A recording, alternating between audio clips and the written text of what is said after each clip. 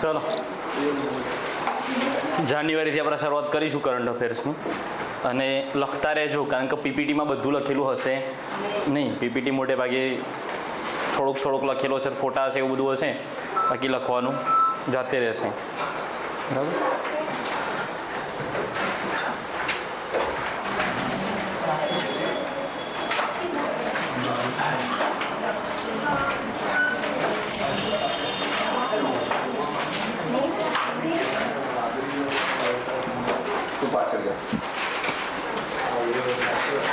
બસ ચાલો જાન્યુઆરીથી આપણે શરૂઆત કરીશું. 5 સ્લાઇડ થાય એટલે ફટાફટ પાછું રિવિઝન કરતા જશું. છેલ્લે એક વખત આખું રિવિઝન બી કરી લઈશું.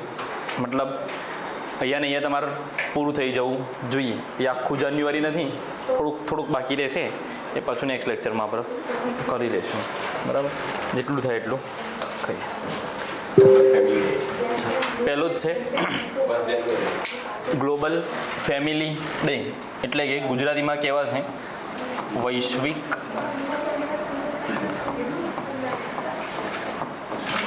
પરિવાર દિવસ.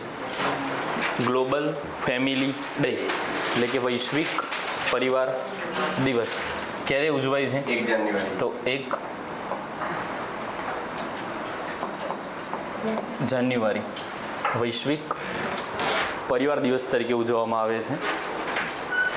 ગ્લોબલ ફેમિલી ડે તરીકે ઉજવવામાં આવે છે. આવા સીધા પ્રશ્નો ક્યારેક પૂછાઈ જતા હોય છે અટપટા, કે કયો દિવસ ક્યારે ઉજવવામાં આવે છે. તો છે સાવ નોર્મલ જ, પણ એક કોઈ વખત જોયેલો જ ના હોય તો અઘરું પડે. એટલે ધ્યાન રાખીશું કે વૈશ્વિક પરિવાર દિવસ ક્યારે ઉજવાય છે? તો 1 જાન્યુઆરી. પછી India first glass bridge in the sea opens at Kanyakumari. મતલબ તમિલનાડુમાં. એ રીતે તમારે ઇંગ્લિશમાં નહીં લખવાનું, ખાલી જોવાનું. લખાવું છું ગુજરાતીમાં, તો લખવાનું કઈ રીતે. બરાબર. ચાલો. India first glass bridge over the sea opened in Kanyakumari connecting Vivekananda rock memorial and Thiruvallur statue. બરાબર. 77 મીટર લાંબુ આ જે ગ્લાસ બ્રિજ છે, મતલબ કાચનો બ્રિજ છે, એ તમે જોઈ શકો છો કે આ કાચ છે. બરાબર. અને કાચ ઉપર ચાલવાનું, ગ્લાસ પર ચાલવાનું. આવા બધા કારણમાં અત્યાર સુધી ચીનવાળાને બધા કરતા હતા, ગ્લાસ બ્રિજ બનાવતા હતા. બરાબર.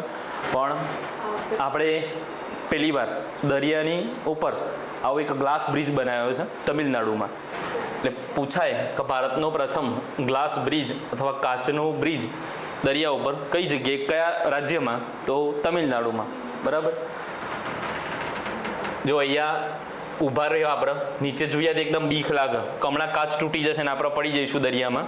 પણ કાચ એટલો મજબૂત હોય કે તૂટે નહીં. આમ ઊંચું જોઈને ચાલે તો વાંધો નહીં, પણ જો ભૂલથી નીચે જોવાઈ ગયું તો ગયા. તો પછી આમ ત્યાં બેસી જઈએ આપણે, ક્યારે આ પુલ પૂરો થઈ જાય આપણે સામે પર જતા રહીએ. એટલે લખીશું આપણે ભારતનો પ્રથમ દરિયા પરનો ગ્લાસ બ્રિજ કઈ જગ્યાએ? તો કન્યાકુમારી. કન્યાકુમારી ક્યાં? તો તમિલનાડુ.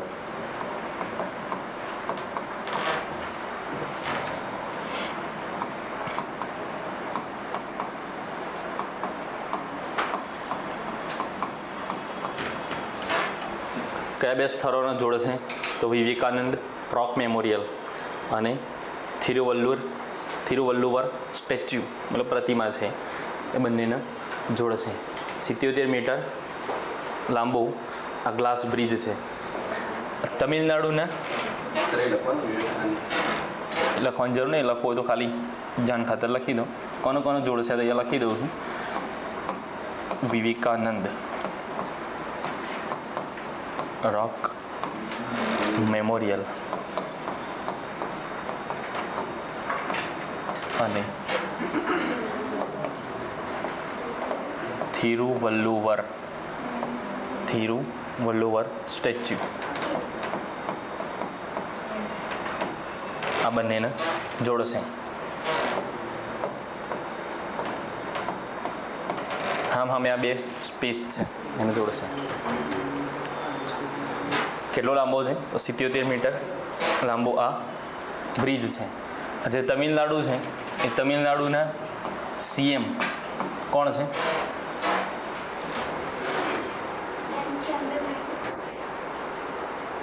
આંધ્ર. એ તો તમિલનાડુના ચીફ મિનિસ્ટર મુખ્યમંત્રી કોણ છે?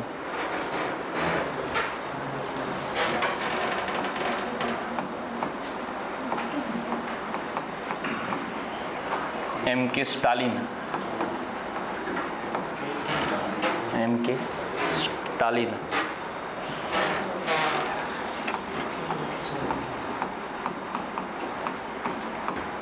રાજ્યપાલ કોણ છે તમિલનાડુના?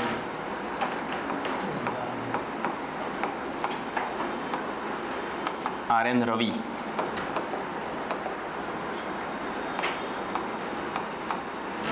RN રવિ. RN લો હલકું કરી આલો થોડું. RN રવિ. જેટલા રાજ્યપાલો મુખ્યમંત્રીઓ યાદ રહે એટલા રાખતા જવાના છે. છેલ્લા પર બધાએ ખાતે તો કરવાના જ છે. એ ખાતે બધા વાંચો ને યાદ નહીં રહે. આમ એક યાદ રાખતા જશો ને. જો આ વસ્તુ અત્યારે આપણે લખ્યું ને એ 8-10 વખત આપણે રિવિઝન કરતા જ જવાના છીએ. એટલે તમને ગોખાઈ જશે પછી. મતલબ આમ થોડા ઘણા યાદ રહી જશે ને તો કદાચ બધા યાદ નહીં હોય તો છેલ્લા ઓપ્શનમાંથી એ સેટ થઈ જશે. બાકી છેલ્લા આપણા બધા મુખ્યમંત્રી, બધા રાજ્યપાલ, અગત્યની નિમણૂકો એ બધું લાસ્ટમાં તો જોવાનું જ છે. એટલે યાદ રાખીશું કે ભારતનો પ્રથમ દરિયા પરનો glass bridge Kanyakumari Tamil Nadu Vivekananda rock memorial અને તિરુવલ્લર સ્ટેચ્યુને જોડશે. 77 મીટર લાંબો આ બ્રિજ છે. તમિલનાડુના સીએમ છે MK સ્ટાલિન. રાજ્યપાલ છે RN રવિ. સંરક્ષણ મંત્રાલય 2025નું વર્ષ કયા વર્ષ તરીકે ઉજવવાનું નક્કી કર્યું છે? તો સુધારણાના વર્ષ તરીકે ઉજવવાનું નક્કી કરેલું છે. સંરક્ષણ મંત્રાલયે 2025ના વર્ષને કયા વર્ષ તરીકે ઉજવવાનું નક્કી કરેલું છે?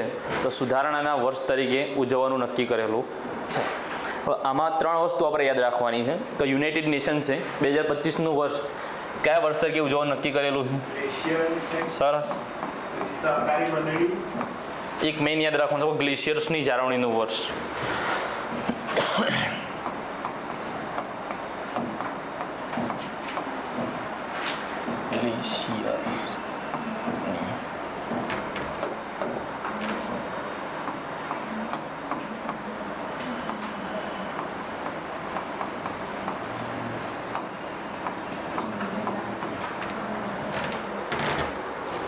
એના પછી છે AICTE. એના દ્વારા કયા વર્ષ તરીકે ઉજવવાનું નક્કી કરવામાં આવ્યું છે? AI all India council four technical education. આને કયા વર્ષ તરીકે ઉજવવાનું નક્કી કર્યું છે? 2025નું વર્ષ. એ આ 3 વસ્તુ અલગ અલગ જગ્યાએ બધા આપેલી છે, પણ એ ફાયદો એ થશે કે તને તો તમને એક જ જગ્યાએ જોવા મળશે. એટલે એક હાથે તૈયારી કરતા ફાવે. તો યુનોએ ગ્લેશિયર્સની જાળવણીનું વર્ષ તરીકે ઉજવવાનું નક્કી કર્યું છે. જ્યારે AICTE જેનું પૂરું નામ થશે all India council four technical education. All India council four technical education AICTE દ્વારા 2025નું વર્ષ કયા વર્ષ તરીકે ઉજવવાનું નક્કી કરવામાં આવ્યું છે?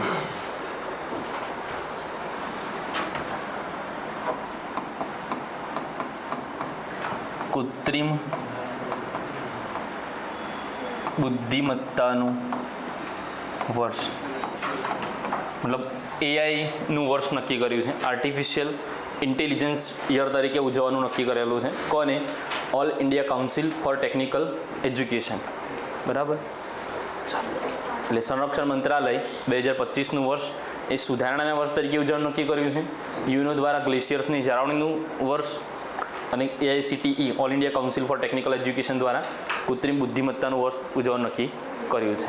આવું એક જ જગ્યાએ બધું આવી જાય ને એટલે પછી યાદ રહી જશે. દાખલા તરીકે ગુજરાત લેક્સિકોન વર્ડ તરીકે કયો શબ્દ નક્કી કરવામાં આવ્યો છે? કયો શબ્દ એ ગુજરાત લેક્સિકોન વર્ડ જાહેર કરાયો છે? Digital arrest. એને ગુજરાત લેક્સિકોન દ્વારા એ શબ્દ જાહેર કરાયો છે 2025ના વર્ષનો. જ્યારે ડિક્શનરી શું કહેવાય, જે વિશ્વની ડિક્શનરી બહાર પાડે છે એમને કયો શબ્દ 2025ના વર્ષ શબ્દ તરીકે જાહેર કર્યો છે? ઓક્સફર્ડ દ્વારા. તો માઇન્ડ રોટ, મગજનો સડો. બરાબર, એટલે બે એક જ જગ્યાએ આવી જશે એટલે યાદ રહી જશે. બાકી જુદી જુદી જગ્યાએ જુદા જુદા મહિનામાં વાંચશો ને તો ભેગું થશે. એટલે આપણો ટાર્ગેટ એવું થશે કે જે સેમ વસ્તુ આવતી હશે ને એક જ જગ્યાએ કરી દઈશું. હવે આ એ અલગ જગ્યાએ આવે છે પણ ત્યાં આપણે કરાવીશું નહીં. આ બધી એક જગ્યાએ પૂરું થઈ ગયું. નેક્સ્ટ, રાષ્ટ્રીય ખેલ પુરસ્કાર. રાષ્ટ્રીય ખેલ પુરસ્કાર અહીંયા જોઈને તમારે કશું લખવાનું નહીં. હું અહીંયા જે રીતે લખો એ રીતે લખશો તમે.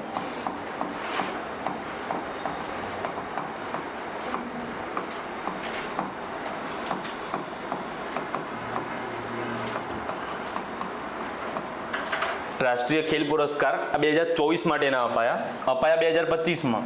પણ કયા વર્ષ માટેના? તો 2024ના. બરાબર.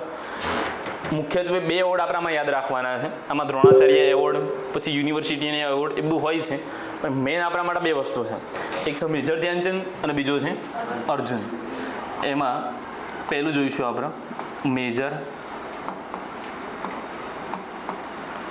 ધ્યાનચંદ પુરસ્કાર. આનું જૂનું નામ હું સાઈડમાં લખી દઉં છું. રાજીવ ગાંધી ખેલ રત્ન પુરસ્કાર.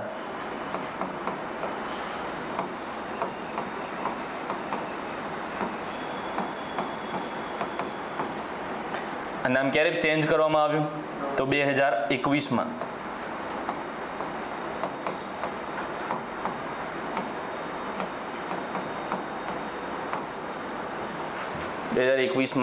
આ નામ ચેન્જ કરવામાં આવ્યું છે. મેજર ધ્યાનચંદ જે પુરસ્કાર છે એનું જૂનું નામ હતું રાજીવ ગાંધી ખેલ રત્ન પુરસ્કાર.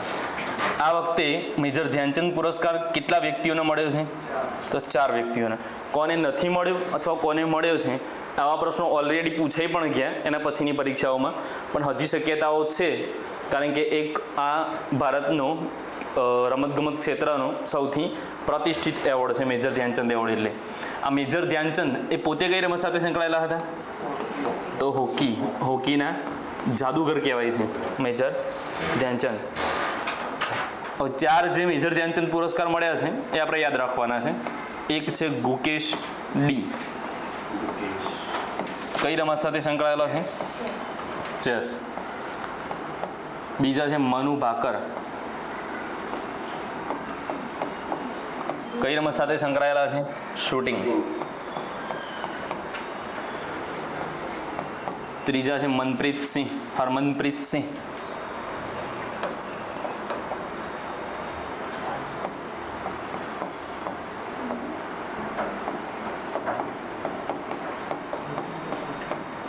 કઈ રમત સાથે સંકળાયેલા છે? હોકી. અને ચોથા છે પ્રવીણ કુમાર.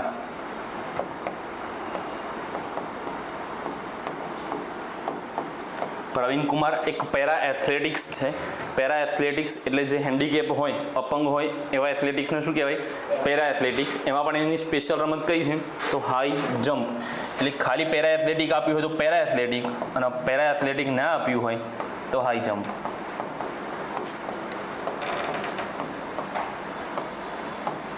હાઈ જમ્પ એટલે ગુજરાતીમાં એને કહેવાય છે ઊંચી કૂદ, high jump. Major Dhyanchand Rajiv Gandhi Khel Ratna પુરસ્કાર પણ કહેવાતો હતો પહેલાં. 2021થી નામ બદલ્યું છે. મેજર ધ્યાનચંદ પોતે હોકીના પ્લેયર હતા. 4 વ્યક્તિઓને અપાયા છે 2024 માટે. ગુકેશ ડી, મનુ ભાકર, હરમનપ્રીત સિંહ અને પ્રવીણ કુમાર. કોને નથી અપાયો એવો 100% હશે કે નીચેનાથી કોઈ એક વ્યક્તિ એ મેજર ધ્યાનચંદ પુરસ્કાર વિજેતા ખેલાડી નથી. તો 4 છે ગુકેશ ડી, મનુ ભાકર, હરમનપ્રીત સિંહ અને પ્રવીણ કુમાર. જો અર્જુન પુરસ્કારમાં 32 નામ છે. 32 નામ યાદ રાખવા જવાય નહીં. આંકડો ખાલી યાદ રાખી લો. બાકી 32ના નામ એક વખત તમારે વાંચી લેવા હોય તો વાંચી લેજો.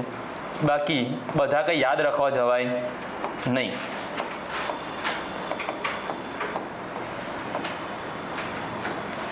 અર્જુન પુરસ્કાર 32 ખેલાડીઓનો મળ્યો. 32ના નામ યાદ રાખવા જઈએ તો ગાંડા થઈ જઈએ આપણે. એના કરતાં એક વખત વાંચી લેવાય. કયો છે નથી એવું પૂછાય તો કદાચ આઈડિયા આવી જાય. બાકી અઘરું છે. એમ તો નકર ભાઈ પદ્મશ્રી 113 છે. 113 પદ્મશ્રી યાદ રાખવા જઈએ એટલામાં આપણને પદ્મશ્રી મળી જાય. ચલો, એટલે અર્જુન પુરસ્કાર 32. એમાં કેટલા ક્રિકેટરો છે કદાચ એવું પૂછે તો આ વખતે કોઈ પણ ક્રિકેટરના અર્જુન પુરસ્કાર મળેલ નથી. બીજું, અર્જુન પુરસ્કારની શરૂઆત ક્યારથી થયેલી? તો આની શરૂઆત થયેલી 1961થી. 1961થી અર્જુન પુરસ્કારની શરૂઆત થયેલી.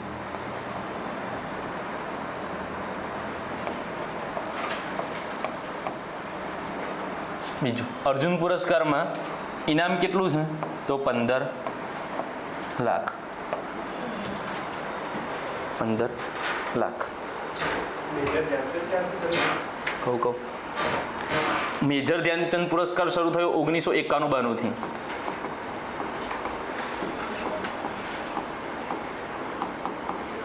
અને એમાં પૈસા મળે છે 25 લાખ.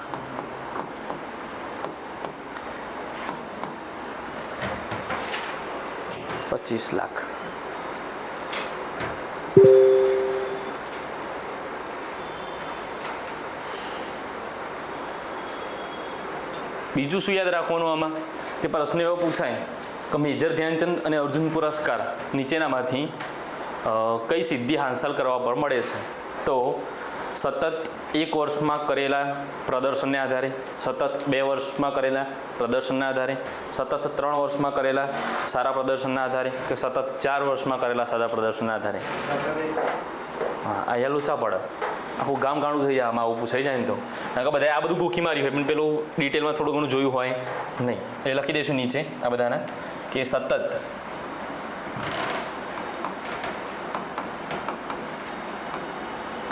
4 વર્ષ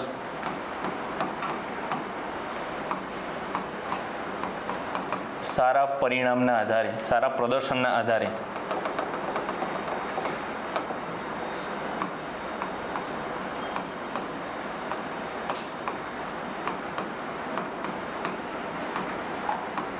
આ એવોર્ડો મળે છે.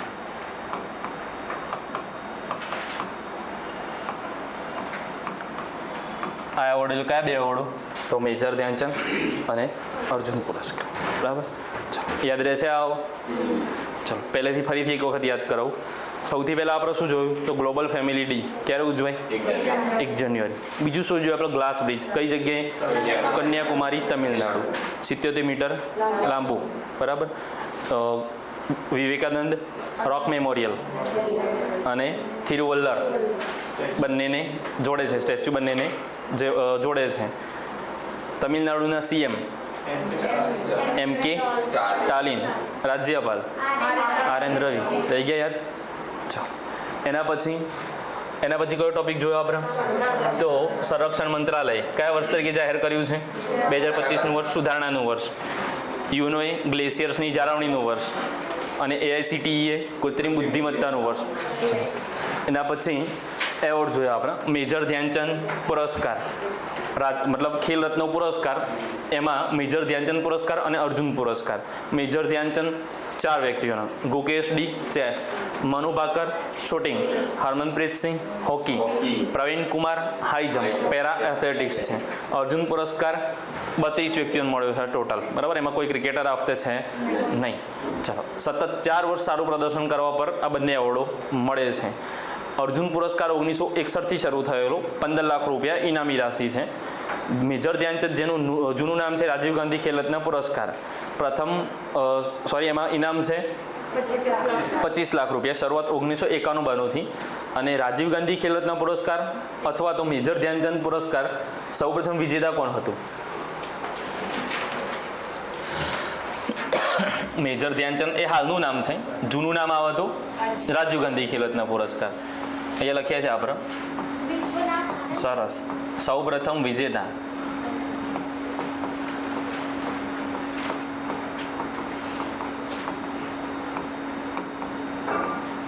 વિશ્વનાથન આનંદ. વિશ્વનાથન આનંદ થઈ ગયો મસ્ત. એક બે જીકેના પ્રશ્નો મળી ગયા, કરંટ મળી ગયું, બહુ થઈ ગયું આટલું. પછી એમ પીએચડી કરવાની કોઈ જરૂર છે નહીં.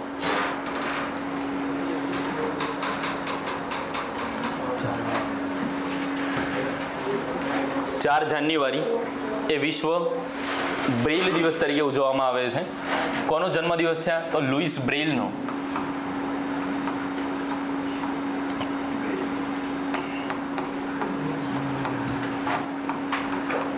લુઈસ બ્રેઇલનો જન્મદિવસ છે 4 જાન્યુઆરી એ વિશ્વ બ્રેઇલ દિવસ તરીકે ઉજવવામાં આવે છે. મતલબ જે આંધળા લોકો છે એ વાંચી શકે તે પ્રકારના ઉપસેલા અક્ષરોવાળી જે લિપિ છે એને શું કહેવાય? બ્રેઇલ લિપિ કહેવાય. અને આ કોને વિકસાવેલી છે? તો લુઈસ બ્રેઇલે વિકસાવેલી છે. માટે એને શું કહેવાય છે? બ્રેઇલ લિપિ કહેવાય છે. અને એમનો જન્મદિવસ 4 જાન્યુઆરી આપણા વિશ્વ બ્રેઇલ દિવસ તરીકે ઉજવીએ છીએ. એના પછી આ એક યોજના પોર્ટલ છે, આપણે યાદ રાખવાનું છે, કારણ કે અગત્યની એટલા માટે છે કે આ ગુજરાત માટે છે. અને એમાં શું છે તો ગુજરાતની જેટલી પણ યોજનાઓ છે એ બધી અલગ અલગ જે ખાતાની યોજનાઓ અલગ અલગ ખાતામાં જઈને મતલબ એમની વેબસાઇટ પર જઈને જોવી એના કરતાં એવું એક પોર્ટલ વિકસાવ્યું છે. તો ગુજરાતની તમામ યોજનાઓની માહિતી ક્યાંથી મળી રહે? એક જ પોર્ટલ પરથી મળી રહે, જેનું નામ શું છે? મારી યોજના પોર્ટલ.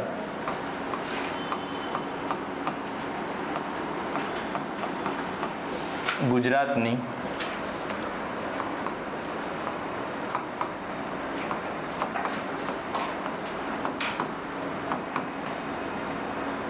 તમામ યોજનાઓની માહિતી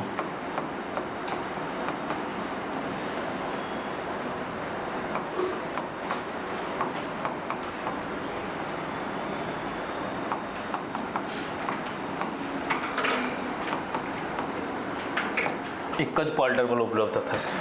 મારી યોજના પોર્ટલ. એમાં ગુજરાતની તમામ યોજનાઓની માહિતી એક જ પોર્ટલ પર ઉપલબ્ધ થશે.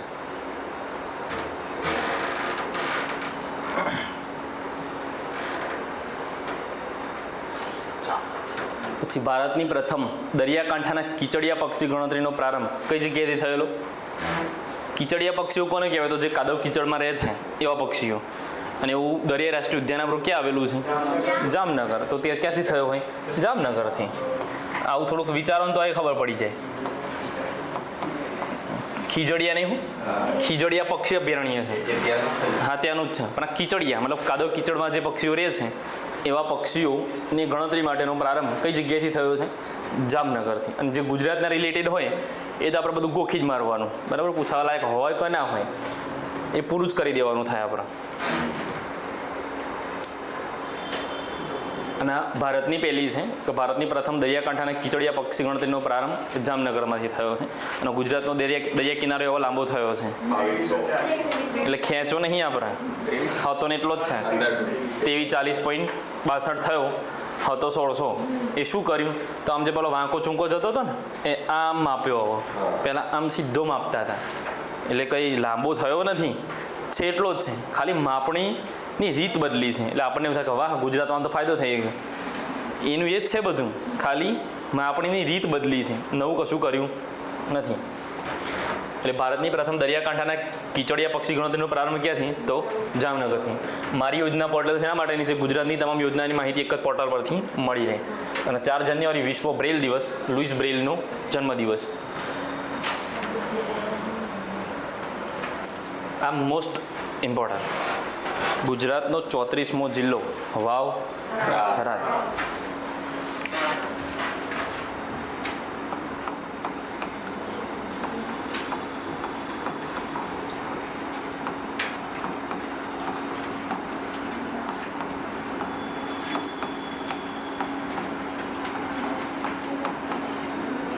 ગુજરાતનો 34મો જિલ્લો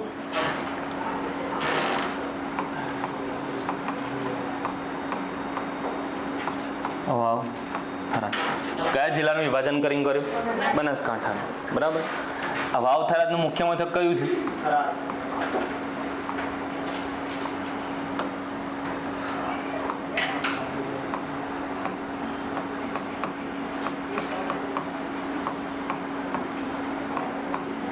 મુખ્ય મથક થરાદ છે.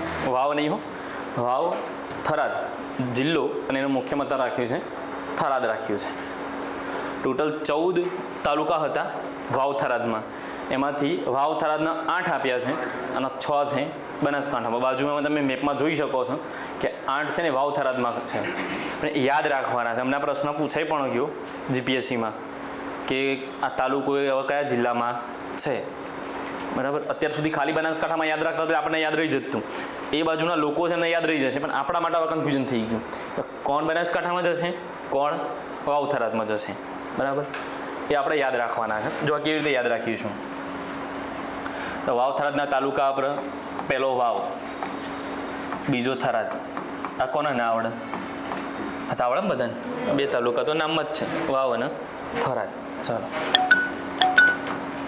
ત્રીજો છે સુઈગામ,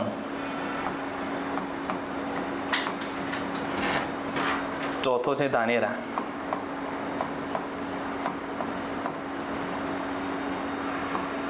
પાંચમો છે બાબર,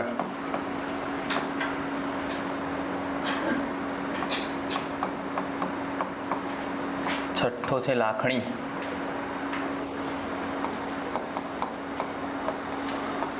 સાતમો છે દિયોદર અને 8મો છે કાંકરેજ.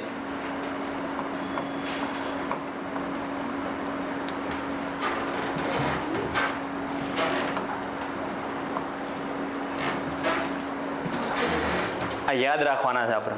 હાલ તો લખીએ છીએ એટલે યાદ રહી જાય કે હા તો બરાબર છે, પણ એક્ઝામ સમયે ભેગા થશે તો આ રીતે યાદ રાખો.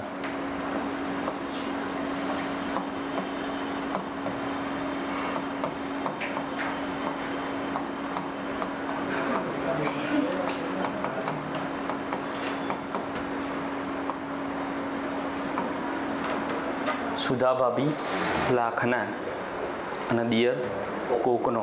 1 લાખના છે સુધા ભાભી, પણ દિયર બીજા કોકનો છે, બરાબર. સુઈગામ, ધાનેરા, બાબર, લાખણી, દિયોદર, કોકરેજ. 2 તો ઓલરેડી છે જ, વાવ થરાદ. 6 આમાંથી યાદ રાખી લો. સુઈગામ, ધાનેરા, બાબર, લાખણી, દિયોદર, કોકરેજ. થઈ ગયા. એટલે આ 8 ટોટલ જિલ્લા ક્યાં છે તો વાવ થરાદમાં. ચલો, પછી છે બનાસકાંઠા.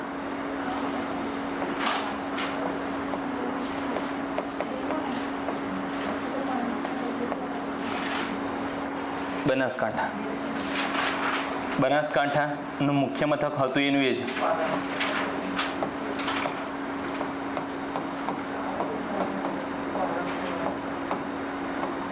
કયું છે? પાલનપુર. જૂનું નામ છે પ્રહલાદનપુર. અત્તર નગરી, ફૂલોની નગરી.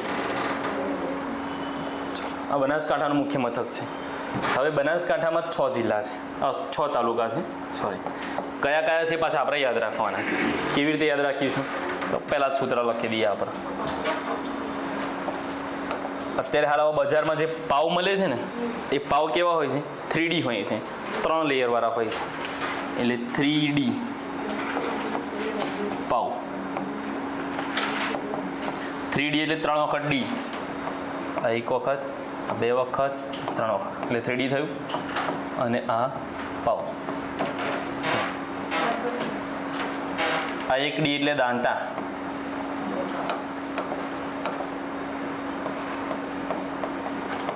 બીજો D એટલે દાંતીવાડા. ત્રીજો D એટલે ડીસા. P એટલે પાલનપુર. A એટલે અમીરગઢ. અને આ છે વડગામ.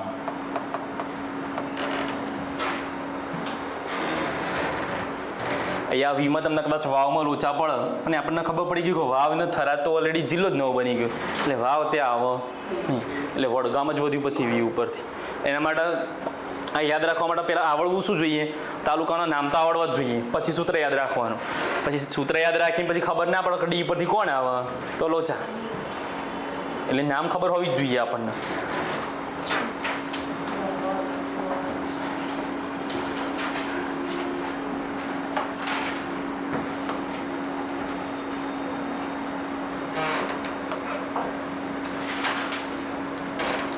અત્યાર સુધી કદાચ તમને કન્ફ્યુઝન થતું હશે યાદ રાખવામાં, પણ ઘણું બધું કન્ફ્યુઝન અત્યારે દૂર થઈ ગયું છે યાદ રાખવા માટેનું. બરાબર. વાવ થરાદમાં શું યાદ રાખવાનું? સુધાભાભી લાખના દિયર કોકનો. અને બનાસકાંઠામાં થ્રીડી પાવ, દાંતા દાંતીવાડા ડીસા, અમીરગઢ પાલનપુર વડગામ. બરાબર. પાલનપુર અમીરગઢના વડગામ થઈ ગયું. આ રેડી. એટલે બનાસકાંઠાનું થઈ ગયું, આ વાવ થરાદનું થઈ ગયું. હવે આ વાવ થરાદ જે જિલ્લો છે એ કયા કયા જિલ્લાઓની હદ સ્પર્શ કરશે? વાવ થરાદ, આ વાવ છે, આ થરાદ છે.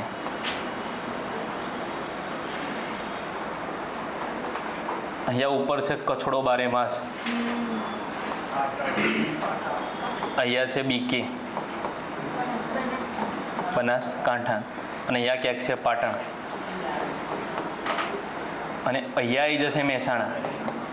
મહેસાણાના હવે વાવ થરાદ સ્પર્શ કરશે નહીં.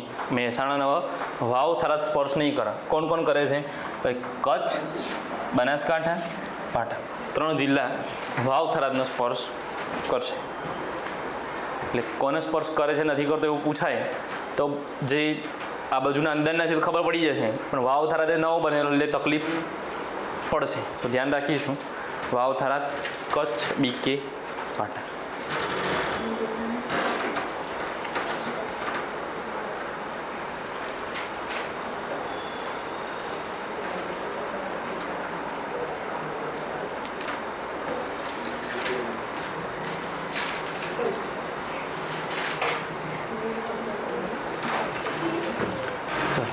રેડી? જો આ જે 3 વસ્તુ છે એમાંથી પ્રશ્ન પૂછવાની શક્યતાઓ પૂરેપૂરી છે. 9 નવી મહાનગરપાલિકાઓ, 34મો એક જિલ્લો અને 1 નગરપાલિકા નવી. આટલામાંથી પૂછવાની શક્યતાઓ પૂરેપૂરી. એટલે આ રેડી. હવે કયા કયા જિલ્લાઓ ક્યારે ક્યારે બનેલા નવા? તો સૌથી પહેલાં 1964માં ગાંધીનગર બન્યો. કયા 2 જિલ્લાઓનું વિભાજન કરીને બન્યો ગાંધીનગર? તો અમદાવાદ અને મહેસાણા. આ મહારાષ્ટ્રના સમજતા મહેસાણા. 2 જિલ્લાનું વિભાજન કરી અને 64માં કોણ બન્યો? તો ગાંધીનગર બન્યો બળવંતરાય મહેતાના સમયમાં. પછી હિતેન્દ્રભાઈ દેસાઈના સમયમાં 1966માં વલસાડ બન્યો. શામાંથી? સુરતમાંથી બન્યો. પછી 1997માં 5 જિલ્લા એક સાથે બન્યા. એ યાદ રાખવાના. શંકરસિંહ વાઘેલાના સમયમાં આપો, નવ, દાન, આણંદ, પોરબંદર, નવસારી, દાહોદ, નર્મદા. કયો નથી બન્યો એવો પૂછાઈ શકે. તો આણંદ બન્યો ખેડામાંથી, પોરબંદર બન્યો જુનાગઢમાંથી, નવસારી બન્યો વલસાડમાંથી, દાહોદ બન્યો પંચમહાલમાંથી, નર્મદા બન્યો ભરૂચમાંથી.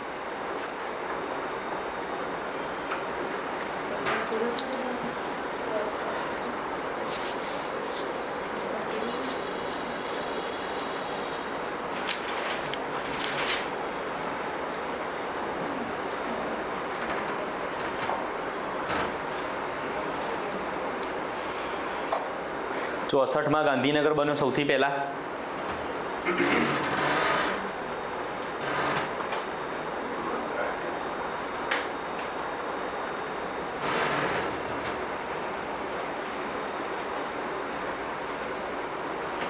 ગુજરાત રાજ્યની રચના થઈ ત્યારે કેટલા જિલ્લા હતા? 17. પછી 18મો પહેલો કયો બન્યો? ગાંધીનગર. પછી વલસાડ બન્યો. પછી 5 એક સાથે બને. આપો, નવ, દાન યાદ રાખવાનું. એમાં એવો કોઈ ક્રમ નથી, પણ એક સાથે બનેલા બધા. આપો, નવ, દાન યાદ રાખવાનું. આણંદ, પોરબંદર, નવસારી, દાહોદ, નર્મદા. પછી 2000માં કેશુભાઈ પટેલની સરકારમાં પાટણ બન્યો. શામાંથી? તો બનાસકાંઠા અને મહેસાણામાંથી. બનાસકાંઠા અને મહેસાણામાંથી પાટણ બન્યું. 2007માં તાપી બન્યો સુરતમાંથી, નરેન્દ્રભાઈ મોદીના સમયમાં. 2007માં તાપી બન્યું. એટલે 64માં ગાંધીનગર, 66માં વલસાડ, 97માં આપો નવદાન, 2000માં પાટણ, 7માં તાપી.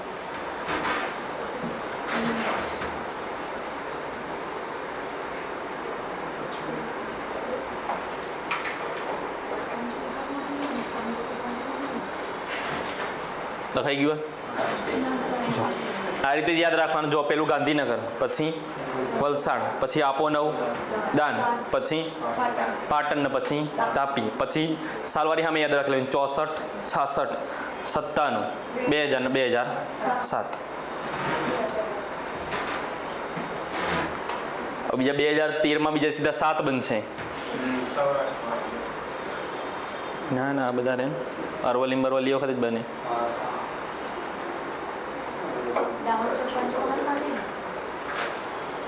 લખ્યું છે બાજુમાં પંચમહાલ. શોર્ટ ફોર્મ યુઝ કરે. ચલો 2013માં એક સાથે 7 જિલ્લા બને. અરવલ્લી, બોટાદ, છોટાઉદેપુર, દેવભૂમિ દ્વારકા, મહીસાગર, મોરબી, ગીર સોમનાથ. અરવલ્લી શામાંથી બન્યું? સાબરકાંઠામાંથી. અમે સાબરકાંઠામાંથી અરવલ્લીને જુદું કર્યું. બોટાદ બન્યો ભાવનગર અને અમદાવાદમાંથી. છોટાઉદેપુર બન્યો વડોદરામાંથી. દેવભૂમિ દ્વારકા બન્યો જામનગરમાંથી. મહીસાગર બન્યો ખેડા અને પંચમહાલમાંથી. મોરબી આ પૂછાઈ ગયેલો પ્રશ્ન કોન્સ્ટેબલમાં જ કે મોરબીની રચના કયા 3 જિલ્લાનું વિભાજન કરીને કરેલી છે? આ યાદ રખાયેલું જ છે આપણે તમને. સુરાજા, સુરેન્દ્રનગર, રાજકોટ, જામનગર. સુરેન્દ્રનગર, રાજકોટ, જામનગર.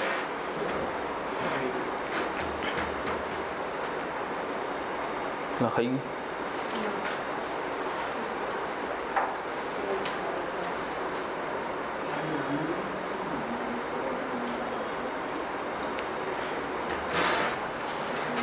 અને ગીર સોમનાથ, જુનાગઢ.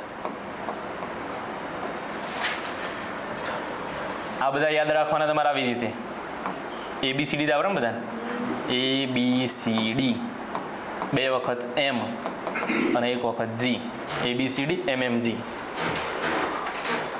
અરવલ્લી, બોટાદ, છોટાઉદેપુર, દેવભૂમિ દ્વારકા, મહીસાગર, મોરબી, ગીર સોમનાથ. ABCD MMG. અરવલ્લી, બોટાદ, છોટાઉદેપુર, દેવભૂમિ દ્વારકા, મહીસાગર, મોરબી, ગીર સોમનાથ. પ્રશ્ન એવો પૂછે કે 2013માં નરેન્દ્રભાઈ મોદીના સમયમાં નીચેનામાંથી કયો જિલ્લો બનેલ નથી અથવા કયા જિલ્લાઓ બનેલ છે? તો ABCD MMG. અરવલ્લી, બોટાદ, છોટાઉદેપુર, દેવભૂમિ દ્વારકા, મોરબી, મહીસાગર અને ગીર સોમનાથ. 2025માં છેલ્લે બન્યો વાવ થરાદ. એ બન્યો BKમાંથી. બનાસકાંઠામાં.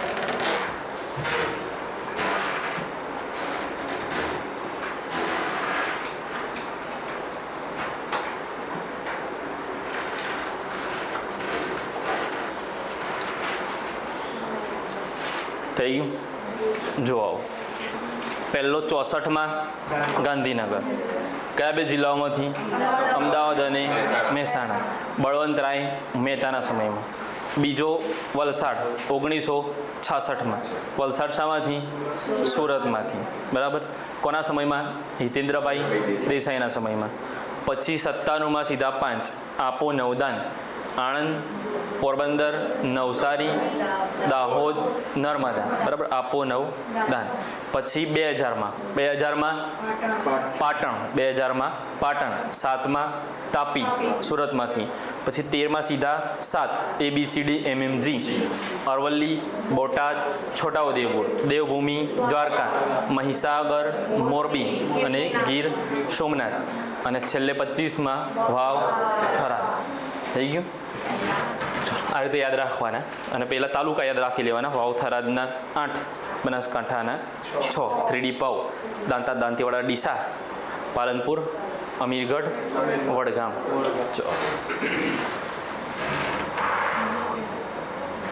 ગુજરાતની નવી 9 મહાનગરપાલિકાઓ. ગુજરાતની નવી 9 મહાનગરપાલિકાઓ. કેટલાની યાદ છે નવી 9 મહાનગરપાલિકાઓ? બધી નહીં તો બધી યાદ રાખવાની है આપણે. हाँ कौन सी ट्रिक है?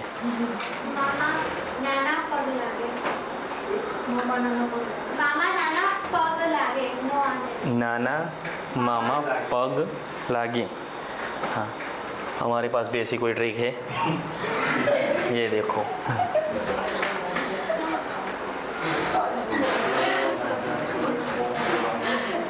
જો નવી નવ બની, કેટલી બની? નવી નવ બની. એટલે ગાંધીજી પૂછશે, ગાંધી આ શું? એટલે મોમ જવાબ આપશે પોहा. પોहा કહીએ છીએ ને આપણી જગ્યાએ, પોहा. જો નવી પરથી નવસારી, નવ પરથી નડિયાદ, ગાંધી પરથી ગાંધીધામ, આ પરથી આણંદ, સુ પરથી સુરેન્દ્રનગર,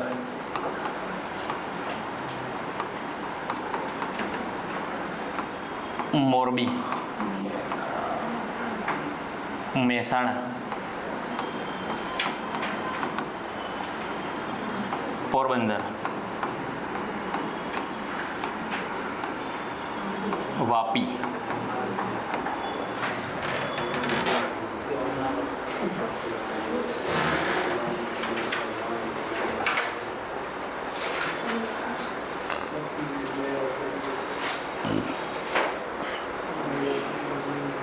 આઠ ઓલરેડી હતી, નવ નવી બની, થઈ ગઈ હાલમાં 17. એમાંથી નવી નવ કઈ છે નથી એ આપણા માટે ખાસ અગત્યનો છે. આ જૂની પણ યાદ તો રાખવાની જ છે. અમદાવાદ, વડોદરા, રાજકોટ, સુરત, જુનાગઢ, ભાવનગર, જામનગર, ગાંધીનગર.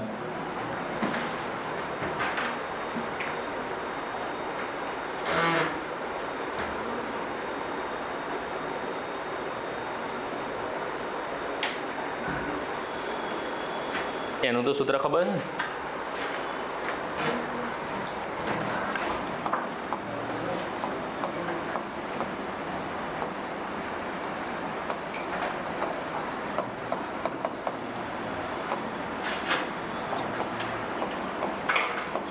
અમદાવાદ,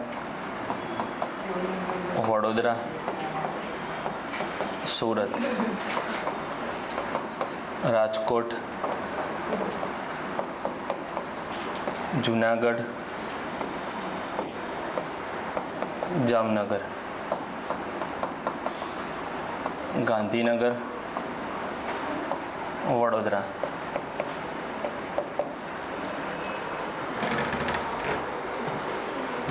આવશું રાજભા ગાવ, આવશું રાજભા ગાવ. એ યાદ રહી જાય એવી જ છે, એટલે બહુ તકલીફવાળું કામકાજ છે નહીં.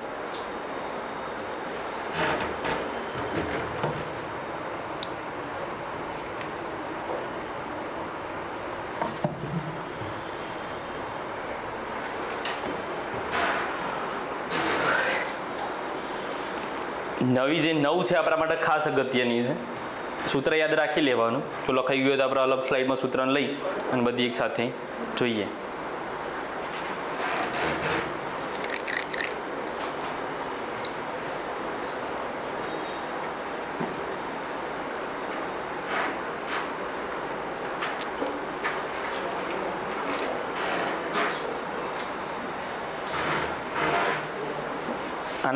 આમાંનામાં એક નગરપાલિકા પણ યાદ રાખી દેવાની છે. ગુજરાતની નવી નગરપાલિકા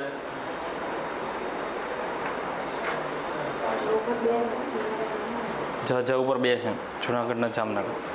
ગુજરાતની નવી નગરપાલિકા કઈ બની હમણાં? આ તો મહાનગરપાલિકાઓ છે. નગરપાલિકા કઈ બની?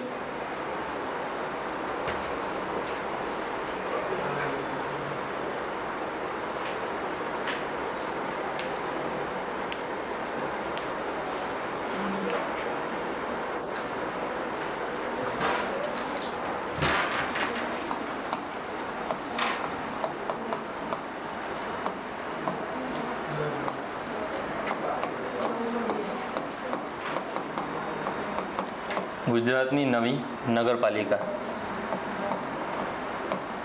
ધારી. ધારી ક્યાં આવ્યું? અમરેલી.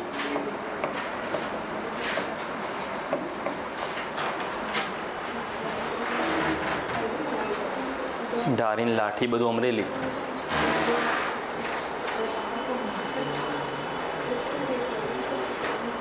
ના થયા પૂરા? બે આવી ગયો? 2 વખત આવી ગયો? તો કોણ રહી ગયો તને? અમદાવાદ, ભાવનગર બાકી? હા, ભ ઉપર કશું કર્યું જ નહીં આપણે. ક્યાં છે? નથી ક્યાંય.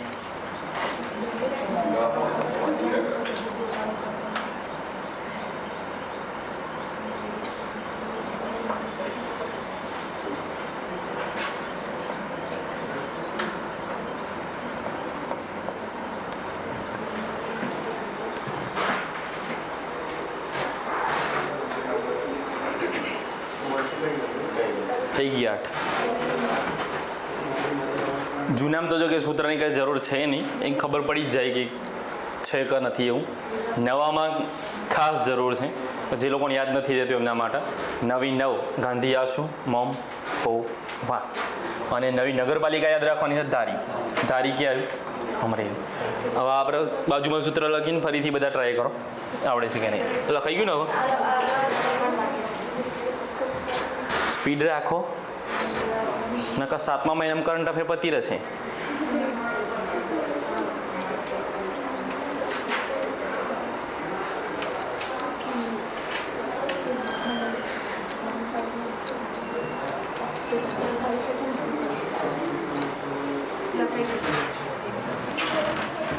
હવે નોટ્સમાં ના જોતા, અહીંયા મારી જોડે જોડે બોલવાનું બધા. પહેલાં તો સૂત્ર નવી નવ ગાંધી આ શું મોમ પો વાહ. પોહા નહીં, પોવા. નવી નવ, નવી વવ નહીં, નવી નવ. આ નવસારી. પછી નડિયાદ, ગાંધી ધામ, આણંદ, સુરેન્દ્રનગર, મોરબી, મહેસાણા, પોરબંદર, વાપી. બરાબર. આ રિવિઝનમાં જોતા ને વખત તમારે કદાચ શું કરવાનું, તો પોઝ કરીને જાતે બોલવાનું ટ્રાય કરવાનું. જો આવડી જાય તો પછી જોવાની બહુ જરૂર છે. ખાસ સૂત્ર જોઈ લેવાનું. સૂત્ર જોતી વખત શું ધ્યાન રાખવાનું, તો કયો જિલ્લો શું કહેવા માગે છે, કયું નામ કહેવા માગે છે, નકર બધું લોચા પછી. અને નગરપાલિકા એક યાદ રાખવાની, કઈ? ધારી. ધારી અમરેલી એ નવી બનેલી એકમાત્ર એક નગરપાલિકા છે. એટલે જિલ્લો આવો તો વાવ થરાદ. મહાનગરપાલિકાઓ મનપાઓ આવી તો આ 9 કેટલી છે આંકડો ભાઈ યાદ રાખવાનો છે. અને એક નગરપાલિકા. ચાલો, આમાં તમારે લખવાનું શું છે પછી લખો, પહેલાં સમજાવી દઉં.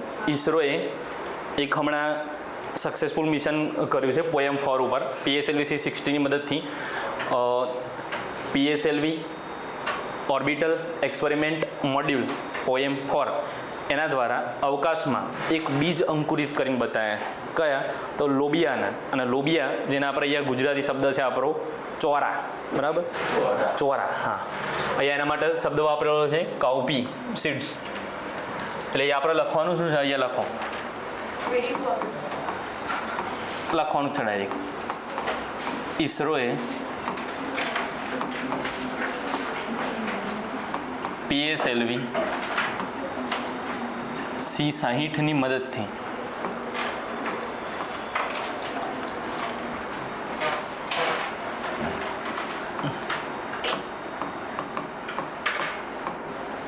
અવકાશમાં લોબિયા એટલે કે ચોરા ના બીજ અંકુરિત કર્યા છે. મતલબ આ જે સીડ્સ છે ચોરાના એ અવકાશમાં ઉઘાડીને બતાવ્યા છે કે અવકાશમાં પણ વનસ્પતિ ઉગી શકે છે. એ માટેના જે એટમોસ્ફિયર છે, એ માટેની જે જરૂરિયાત છે એ આ POEM4 PSLV-C60 ની મદદથી ત્યાં પૂરું પાડવામાં આવ્યું હતું. POEM4 એટલે PSLV ઓર્બિટર એક્સપેરિમેન્ટલ મોડ્યુલ. એની મદદથી કયા બીજને આપણે અંકુરિત કરી બતાવે છે, આપણે યાદ રાખવાનું છે. તો લોબિયા અથવા ચોરા. ઈસરો પૂરું નામ શું થાય? Indian space research organisation. આ પૂછાઈ ગયું PSIમાં. Indian space research organisation.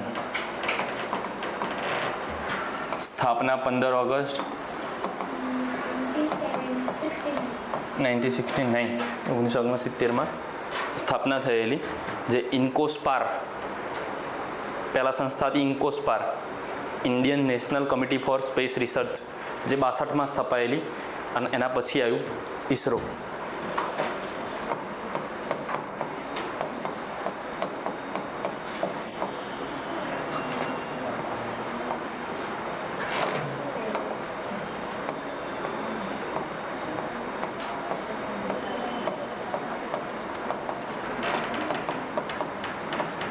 Indian national committee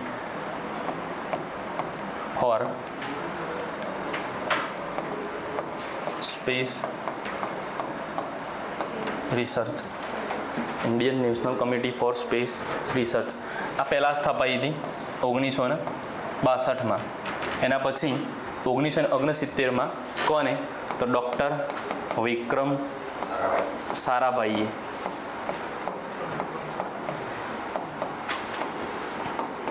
એમની મદદથી ઈસરોની સ્થાપના થઈ, ઇન્ડિયન સ્પેસ રિસર્ચ ઓર્ગેનાઇઝેશન. અને એના પ્રથમ અધ્યક્ષ પણ કોણ હતા? એ પોતે જ વિક્રમ સારાભાઈ. અને હાલના અધ્યક્ષ કોણ છે? હા, આપણે ખાસ યાદ રાખવાના છે. કરંટમાં હમણાં આવશે જ.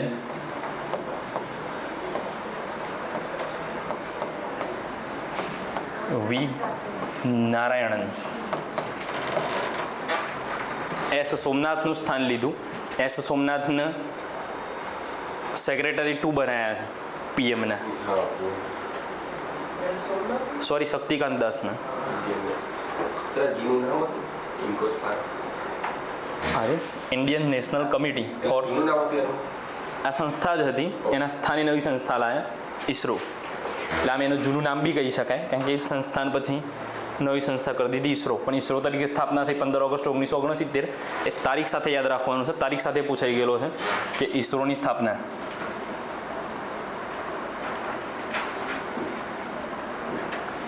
15 ઓગસ્ટ 1969. ચલો રેડી. હવે ફરીથી ઈસરોની કોઈ બી માહિતી આવશે ને તો આ બધું લખાવું નહીં, ત્યારે ફક્ત પૂછીશ જ. બરાબર, એક વખત લખાઈ ગયું ને તો હવે 6 મહિનાના કરંટ અફેર્સમાં ફરીથી ક્યારે ઈસરોની આ વસ્તુ તમને લખાઈશ નહીં, ફરી ખાલી રિવિઝન કરીશ ને પૂછીશ. એટલે હવે જ્યાં જ્યાં ઈસરો આમ બધું ઉડાડી દેવાનું ફાટલેખા બોલી જઈને, એટલે ફરી પૂછતા નહીં હવે બધું. આ ISRO Indian space research organisation 15 August 1969. એના પહેલાં ઇન્કોસ્પાર હતી, Indian national committee for space research. આ પણ પૂછાઈ ગયેલો છે પ્રશ્ન ભૂતકાળમાં. પ્રથમ અધ્યક્ષ હતા વિક્રમ સારાભાઈ, હાલના અધ્યક્ષ છે વી નારાયણન. ચાલો ready.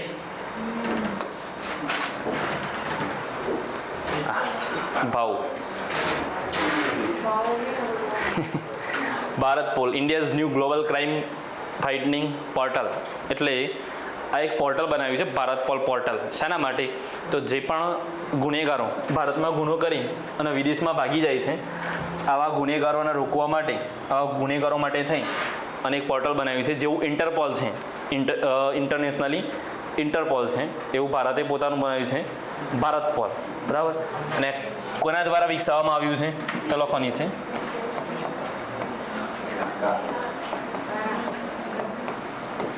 Bharat pole portal CBI દ્વારા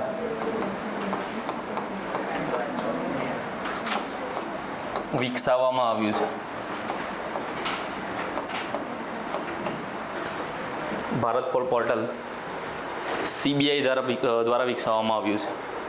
CBI એટલે સેન્ટ્રલ બ્યુરો ઓફ ઇન્વેસ્ટિગેશન.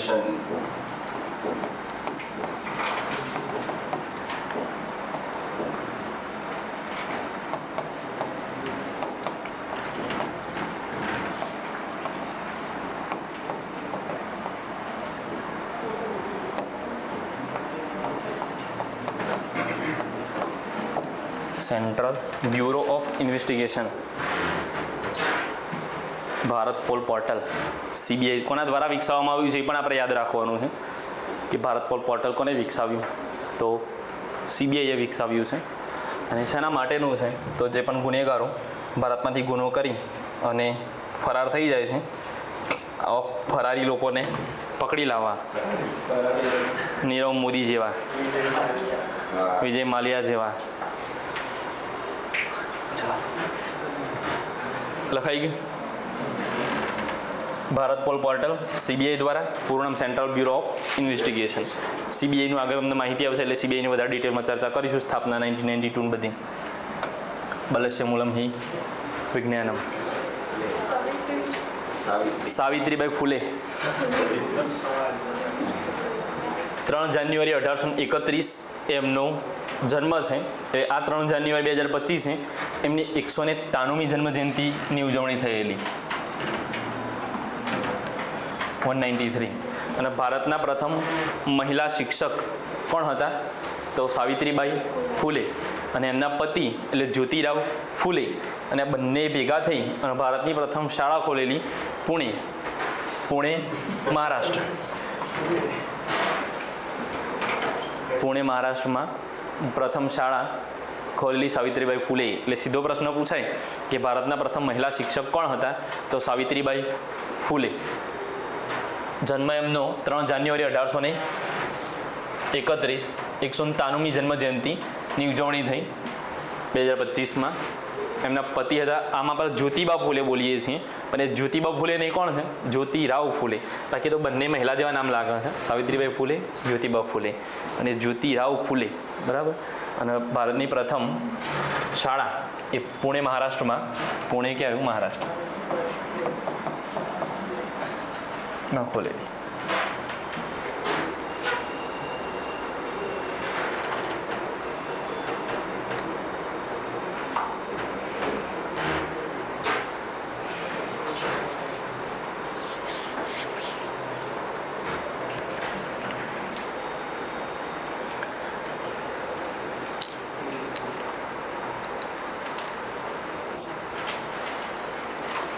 ગુજરાતમાં સૌ પ્રથમ છોકરીઓ માટેની નિશાળ કોને ખોલેલી, હરકોર શેઠાણી.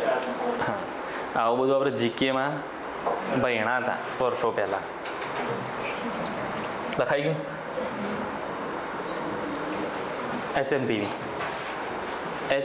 HMPV પૂછાઈ ગયું હમણાં GMCમાં.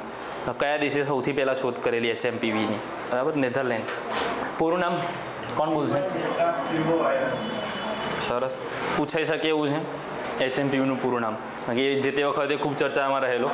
અને પેલો બ્લેક ફંગલ એ ગાંધીનગરમાં સિવિલમાં 2 કેસ જોવા મળ્યા છે અમને, એ હમણાં ચર્ચા કરી, એ હમણાં ન્યૂઝમાં હમણાં જોયું મેં, ગાંધીનગરમાં 2 કેસના જોવા મળ્યા છે. HMPV human metapneumovirus. Human metapneumovirus. આની સૌપ્રથમ શોધ એ 2001માં થયેલી અને નેધરલેન્ડે કરેલી, ચીને નહીં. 2001માં નેધરલેન્ડે આની સૌથી પહેલાં શોધ કરેલી. 2001માં 14 વર્ષથી ઓછી ઉંમરના બાળકોમાં આ રોગ ફેલાતો હતો. 14 વર્ષથી ઓછી ઉંમરના બાળકોમાં HMPV વાયરસના લક્ષણો જોવા મળતા હતા. અને ભયંકર રોગ હતો. નાના બાળકોમાં થઈ જાય, જો ઝડપી ટ્રીટમેન્ટ ના મળે તો બાળકનું મૃત્યુ પણ થઈ જતું હતું. જો કે અત્યારે હાલ પાછો ઓછું થઈ ગયું છે, થોડોક સમય ચાલ્યો હતો. સૌથી લાંબો ચાલ્યો હોય તો કોરોના, બાકી બીજા બધા માપના આ વર્ષે જતા રહે. હ્યુમન મેટાપ્યુમો વાયરસ સૌપ્રથમ શોધ 2001માં કોને કરેલી, નેધરલેન્ડે. અને 14 વર્ષથી ઓછી ઉંમરના બાળકોમાં HMPV ફેલાતો હતો. આ યાદ રાખવાનો છે HMPV. પૂરું નામ શક્યતાઓ છે પૂછે, હ્યુમન મેટાપ્યુમો વાયરસ. વાવ, બ્રિક્સ ઇન્ટરનેશનલ લેવલે હારામાં હારું કરંટ અફેર્સ બ્રિક્સમાં છે અત્યારે હાલ. ચલો ડિટેલમાં અત્યારે હાલ શાના માટે ચર્ચામાં છે, તો કયો દેશ જોડાયો છે, India. એટલે ઇન્ડિયા તો છે જ. આ આઈકોનો છે આપણો જ છે. ઇન્ડોનેશિયા કોણ જોડાયું છે? 2025માં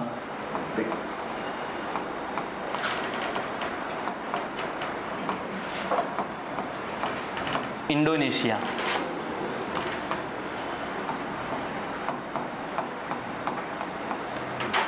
બ્રિક્સમાં જોડાયું.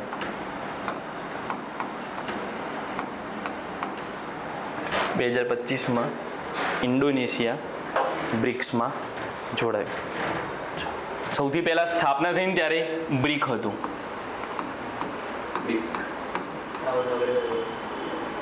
સ્થાપના થઈ 2006માં. 2006માં 4 દેશોએ ભેગા થઈ અને બ્રિકની રચના કરી. બરાબર. બ્રિક એટલે India. આ બી ફોર ભારત નહીં હો, Brazil. R for Russia. I for India અને ચાઇના. સી ફોર ચિંગ ચોંગ ચિંગ, ચાઇના. C for China. આ 4 દેશોએ ભેગા થઈ અને કઈ સાલમાં? 2006માં એક સંગઠન બનાવ્યું જેનું નામ છે બ્રિક. ચાલો, હવે બ્રિક પછી બ્રિક્સ ક્યારે થયું એ જુઓ. પછી બ્રિક્સ થયું, એસ જોડાયું. એસ એટલે સાઉથ Africa. આફ્રિકા. અને સાઉથ આફ્રિકા એ દક્ષિણ આફ્રિકા હો. પાછું બ્રિક તો હતું જ અને એસ જોડાયો. આ એસ ક્યારે જોડાયો? 2010માં. 2010માં એસ જોડાયો એટલે બ્રિક્સ થઈ ગયું. બ્રિકમાંથી બ્રિક્સ થયું. આવા બીજા બધા દેશો જોડાશે ખરા, પણ આ લોકો ના પાડે કે નામમાં અમે ચેન્જ કરીશું. નહીં તમે તો જોડાતા જો નામ કેટલું લાંબુ થશે પછી. એટલે બીજા દેશો જોડ્યા ખરા, નામ પછી એનું એ રાખ્યું છે બ્રિક્સ જ. હવે 2023માં બીજા 4 દેશો જોડાયા. 2023માં 4 દેશો જોડાયા.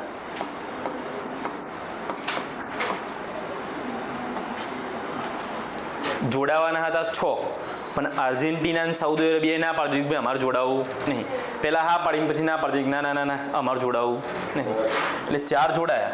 2023માં 4 કયા જોડાયા? તો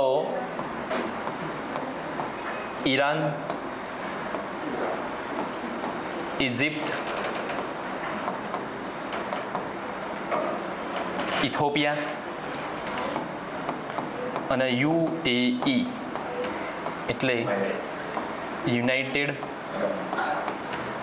આરબ અમીરાત.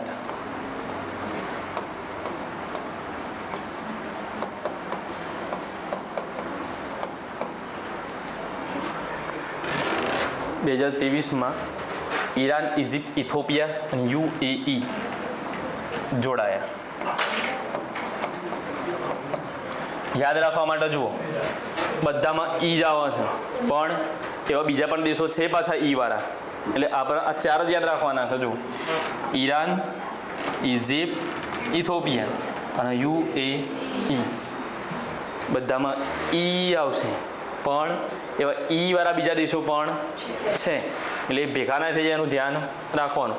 અહીંયા ઈ આવે ઇન્ડોનેશિયામાં. બરાબર. એટલે કયા દેશનો બ્રિક્સમાં સમૂહમાં સમાવેશ થતો નથી, આવા પ્રશ્નો પૂછાઈ શકે. તો જુઓ, પહેલાં બ્રિક હતું બ્રાઝિલ, રશિયા, ઇન્ડિયા, ચીન. 2006માં સ્થાપના બ્રિકની. ક્યારે? 6માં. પછી એસ જોડાયું 2010માં, નામ બન્યું બ્રિક્સ. પછી 2023માં 4 જોડાયા. જોડાવાના હતા 6. આર્જેન્ટિના અને સાઉદી અરેબિયાએ ના પાડી દીધી એટલે 4 જોડાયા. Iran, Egypt, Ethiopia, UAE. 2025માં છેલ્લે જોડાયું ઇન્ડોનેશિયા. અને આ આપણા માટે કરંટ માટે અગત્યનું અને બાકીનું બીજું બધું GK માટે અગત્યનું. બરાબર. બાકી બધા સંગઠન જેટલા પણ સંગઠનો છે G7, G20, G4 એ બધા એક હાથે આપણે જોવાના છે, પણ હાલ આ યાદ રાખીશું. આ જે બ્રિક્સ છે ને એને 2014માં એક બેંક બનાવી હતી. 2014માં ન્યૂ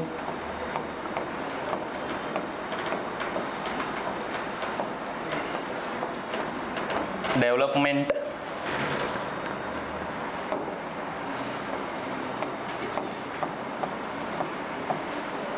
બેંક એટલે કે NDB ની સ્થાપના કરેલી. બ્રિક્સ દેશો ભેગા થઈ અને 2014માં એક બેંક બનાવી NDB ન્યૂ ડેવલપમેન્ટ બેંક.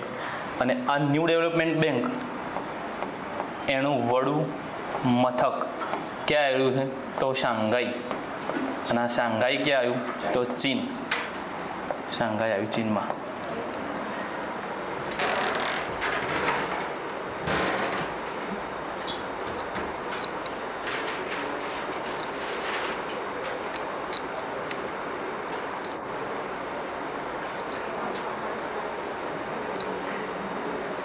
આ બધું યાદ રાખવાનું, ભેગું નહીં કરી દેવાનું મગજમાં. ચાલો લખાઈ ગયું. જોઈ લે એક વખત ફરી વખત. 2025માં બ્રિક્સમાં કયો દેશ જોડાયો? ઇન્ડોનેશિયા. બ્રિક તરીકે સ્થાપના ક્યારે? 2006માં. બ્રિકમાં કોણ કોણ? તો બ્રાઝિલ, રશિયા, ઇન્ડિયા, ચીન. બરાબર, 4 થઈને 2006માં સ્થાપના. 10માં જોડાયું સાઉથ આફ્રિકા, એટલે નામ થઈ ગયું BRICS. S for South Africa 2010માં.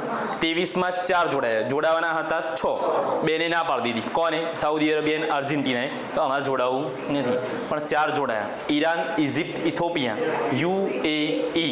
અને 25માં ઇન્ડોનેશિયા. બધા ઈ. બરાબર, 5 અને 2014માં NDB ન્યૂ ડેવલપમેન્ટ બેંકની સ્થાપના કરેલી, જેનો વડો મથક છે શાંઘાઈ, ચીન. ક્લિયર? રેડી? નેક્સ્ટ. આ પણ મોસ્ટ IMP. હેડિંગ આલજો, પ્રવાસી ભારતીય દિવસ. પ્રવાસી ભારતીય દિવસ.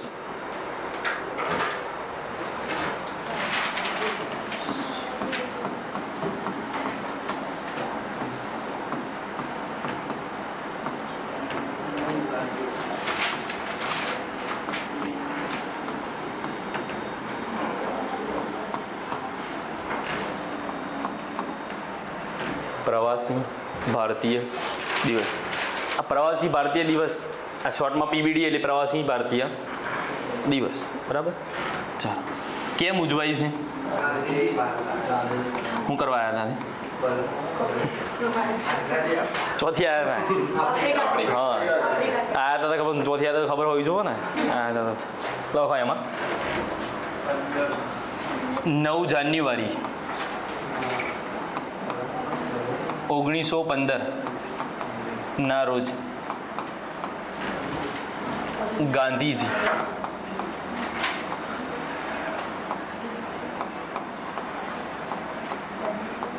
આફ્રિકાથી પરત આવેલા.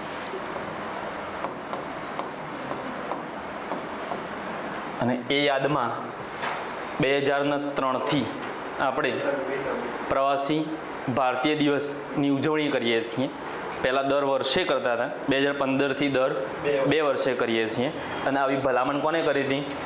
તો લક્ષ્મીમલ સિંઘવી એમને ભલામણ કરી કે ભાઈ પ્રવાસી ભારતીય દિવસ ઉજવો. જો એ નીચે લખો હું પહેલાં ભલામણ.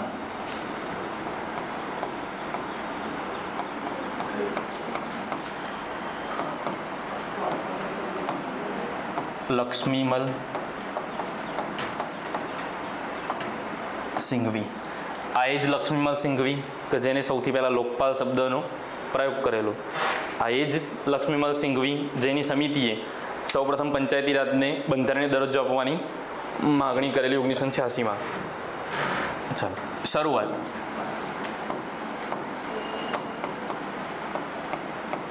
શરૂઆત થઈ 2003થી. 2003માં સૌથી પહેલાં ન્યૂ દિલ્હી.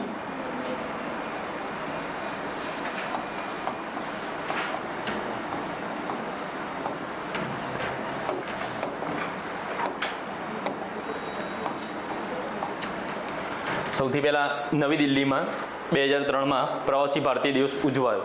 બરાબર. 2015માં ઉજવણી ક્યાં થઈ? 2015માં 100 વર્ષ પૂરા થયા હતા આ ઘટનાના. કઈ ઘટનાના? તો ગાંધીજી આફ્રિકાથી પરત આવ્યા એ ઘટનાના કેટલા વર્ષ પૂરા થયા હતા 2015માં? 100 વર્ષ. એટલે કઈ જગ્યાએ ઉજવી હતી પછી આપણે? તો ગુજરાતમાં. ગુજરાતમાં ક્યાં? હા, ગાંધીનગર, આપણું ગાંધીનગરમાં. એટલે 2015માં ઉજવણી ગાંધીનગર.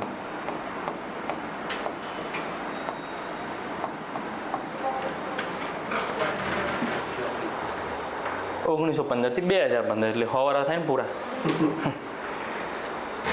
ચલો, અને પછી 2015 થી શું કર્યું? તો દર 2 વર્ષે ઉજવવાનું નક્કી કર્યું. ચલો, એમાં જે 17મું યોજાયું હતું, 17મું પ્રવાસી ભારતીય સંમેલન.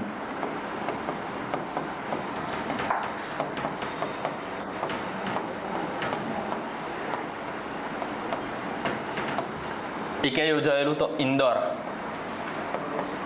ઇન્દોર, મધ્યપ્રદેશ. ઇન્દોર, મધ્યપ્રદેશ.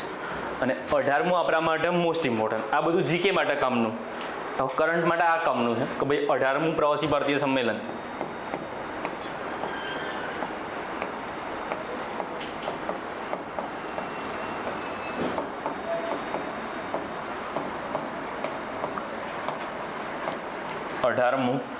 પ્રવાસી ભારતીય સંમેલન.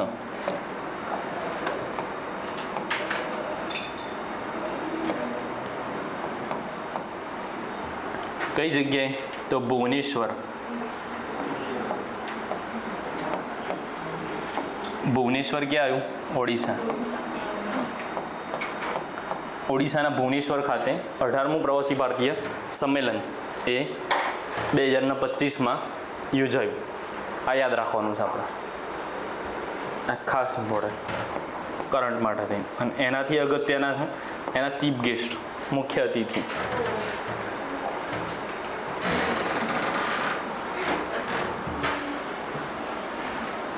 મુખ્ય અતિથિ એ આ બાજુ લખો છો.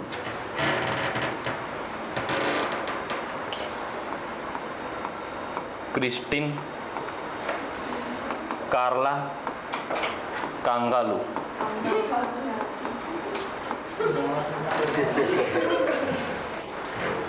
ક્રિસ્ટીન કાર્લા કાંગાલુ. એને બોલાવવા દે એમ જ કહ્યું કે કાંગાલુ એ. ચલો, ભાઈ રાષ્ટ્રપતિ છે કયા દેશના છે? તો ત્રિનિદાદ એન્ડ ટોબેગો. હમણાં તમને સાયન્સમાં કીધું હતું કે આવું આવશે. ત્રિનિદાદ એન્ડ ટોબેગો ના રાષ્ટ્રપતિ. ત્રિનિદાદ એન્ડ ટોબેગોના રાષ્ટ્રપતિ.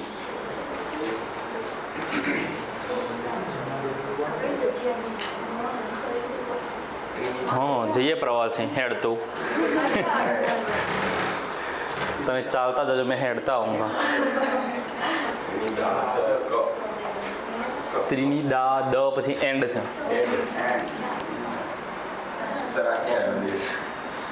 આવ્યો છે એમ ક્યાંક.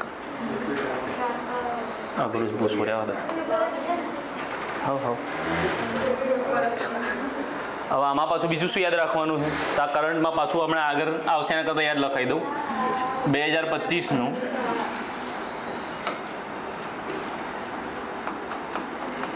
2025નું પ્રવાસી ભારતીય સન્માન. 2025નું પ્રવાસી ભારતીય સન્માન કોને મળ્યું છે? તો ક્રિસ્ટીન કાર્લા કાંગાલુને. 2025નું પ્રવાસી ભારતીય સન્માન આપ્યું ભારતે ક્રિસ્ટીન કાર્લા કાંગાલુને.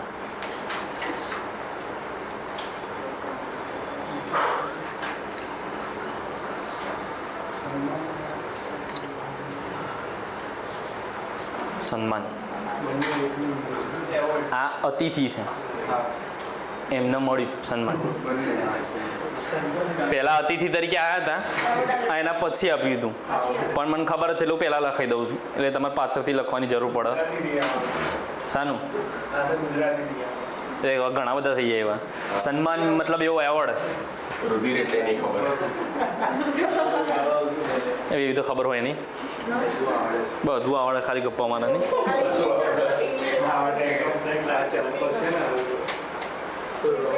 ચલો, આમાં પછી થીમ બી યાદ રાખવાની છે.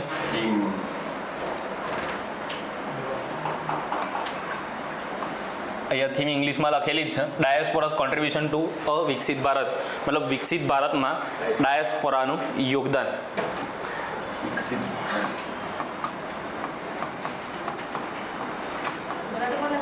હા ગુજરાતીમાં જ તો આપણે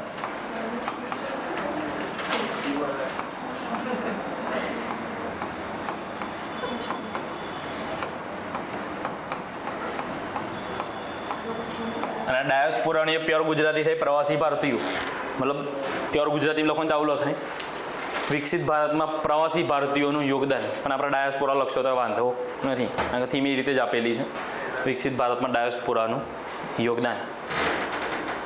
विकसित भारत के संकल्पना में प्रवासी भारतीयों का योगदान, हिंदी में डायस्पोरास कंट्रीब्यूशन टू विकसित भारत. क्लियर? चलो, प्रवासी भारतीय दिवस 9 જાન્યુઆરી ઉજવાય છે. કેમ? 9 જાન્યુઆરી 1915 ગાંધીજી આફ્રિકાથી પરત આવેલા એટલા માટે ભલામણ કરેલી ઉજવણી લક્ષ્મીમલ સંઘવીએ શરૂઆત થયેલી 2003થી નવી દિલ્હીમાં પ્રથમ વખતે, 2015માં ઉજવણી ગાંધીનગરમાં થઈ, ત્યારથી દર 2 વર્ષે ઉજવવાનું નક્કી કર્યું. 17મું યોજાયું હતું ઇન્દોર મધ્યપ્રદેશમાં, 18મું ભુવનેશ્વર ઓડિશા. મુખ્ય અતિથિ હતા ક્રિસ્ટીન કાલ્લા કાંગાલુ, ત્રિનિદાદ એન્ડ ટોબેગોના રાષ્ટ્રપતિ. 2025નું પ્રવાસી ભારતીય સન્માન એમને આપવામાં આવ્યું છે અને આ વખતેની થીમ હતી 2025ની વિકસિત ભારતમાં ડાયસ્પોરાનું યોગદાન. રેડી? ઓકે, આવી ગયું. જવા દો ને. ઈસરોના નવા અધ્યક્ષ વી નારાયણ. બોલો ઈસરો પૂરું નામ. Indian space research organisation. સ્થાપના 15 ઓગસ્ટ 1969. પ્રથમ અધ્યક્ષ ડૉક્ટર વિક્રમ સારાભાઈ. કઈ સંસ્થાના સ્થાને ISRO? INCOSPAR, Indian national committee for space research. એની સ્થાપના થઈ હતી 62માં. યાદ રાખીશું બધું, એટલે આને આપણે જવા દઈએ છીએ. હિન્દી ડે ક્યારે ઉજવાય છે? 10 જાન્યુઆરી. વિશ્વ હિન્દી દિવસ.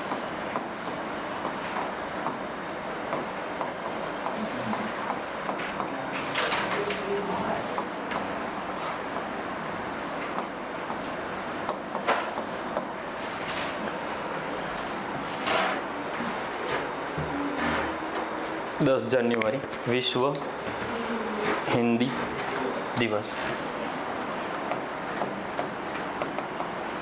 રાષ્ટ્રીય હિન્દી દિવસ. હા, અલા કેમ આમ 24 થોડા 10 દિવસ પાછો આવી જાય ખાલી. 14 સપ્ટેમ્બર.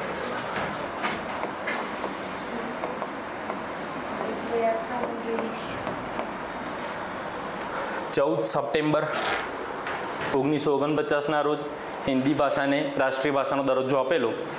14 સપ્ટેમ્બર આપણા રાષ્ટ્રીય હિન્દી દિવસ તરીકે ઉજવીએ છીએ. એટલે બે અલગ અલગ છે, યાદ રાખવાના છે.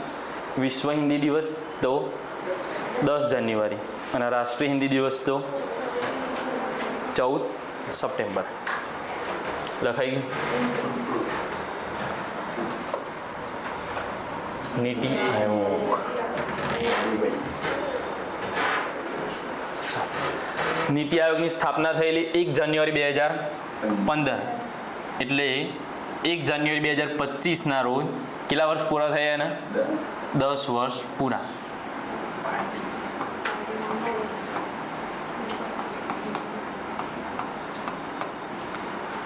એક જાન્યુઆરી 2015 થી 1 જાન્યુઆરી 2025, 10 વર્ષ પૂરા. કોના સ્થાને આવેલું નીતિ આયોગ? આયોજન પંચના સ્થાને. આયોજન પંચની સ્થાપના 15 માર્ચ 1950.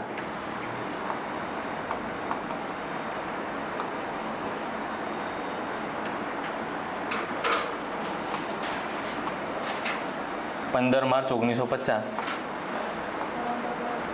આયોજન પંચની સ્થાપના થયેલી અને આયોજન પંચના સ્થાને લાયા આપણે નીતિ આયોગ. નીતિનું પૂરું નામ આપણે યાદ રાખવાનું છે, એ લખેલું જ છે, એ ના દેખાતું હોય તો લખી દો. National institution for transforming India. દેખાય છે કે લખી દો? દેખાય છે?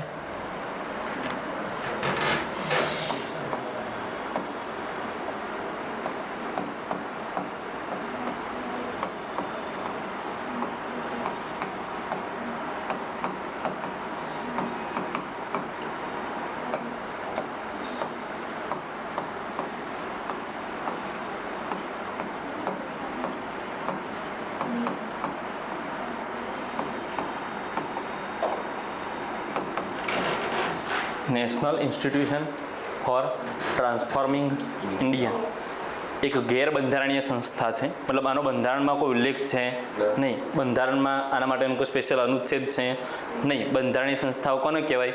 તો જે બંધારણમાં ઉલ્લેખ હોય, જેના માટે સ્પેશિયલ અનુચ્છેદ હોય, એના બંધારણીય સંસ્થાઓ કહેવાય. ઉદાહરણ તરીકે સુપ્રીમ કોર્ટ તો એક બંધારણીય સંસ્થા છે, હાઈકોર્ટ બંધારણીય છે, એ જ રીતે નાણાં પંચ બંધારણીય છે, પણ નીતિ આયોગ એ બંધારણીય નથી, ગેરબંધારણીય સંસ્થા છે. ભારત સરકારની થિંક ટેન્ક છે, મતલબ એમાં એક ભારત સરકારને જે જરૂર પડે કોઈ માહિતીની અથવા તો કોઈ સલાહની, તે આપવા માટે નીતિ આયોગ હોય છે. નીતિ આયોગના અધ્યક્ષ એ હંમેશા કોણ હોય? વડાપ્રધાન હોય હંમેશા.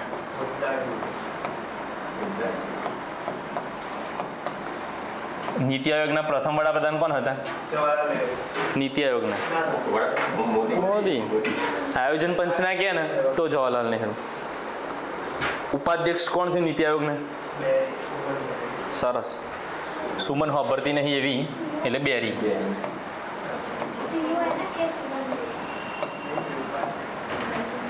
હા એ આવશે.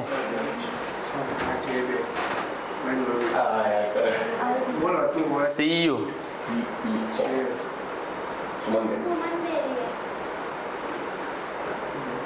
BVR સુબ્રમણ્યમ એ સીઈઓ છે.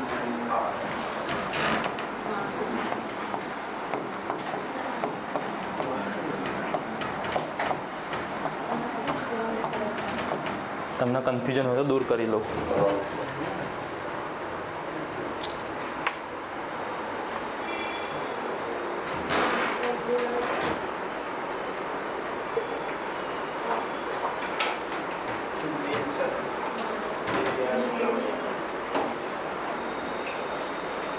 સીઈઓ BVR સુબ્રમણ્યમ, ઉપાધ્યક્ષ સુમન બેરી.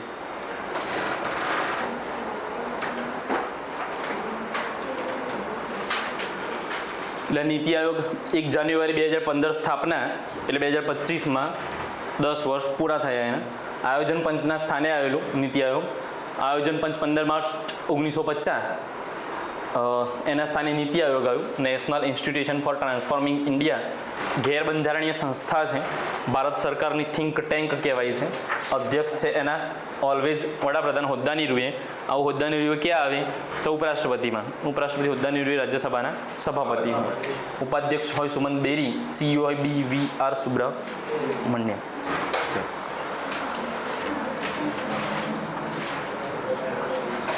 સૌરાષ્ટ્ર યુનિવર્સિટીના નવા ચાન્સેલર ઉત્પલ જોશી. ખાલી એટલું લખી દો.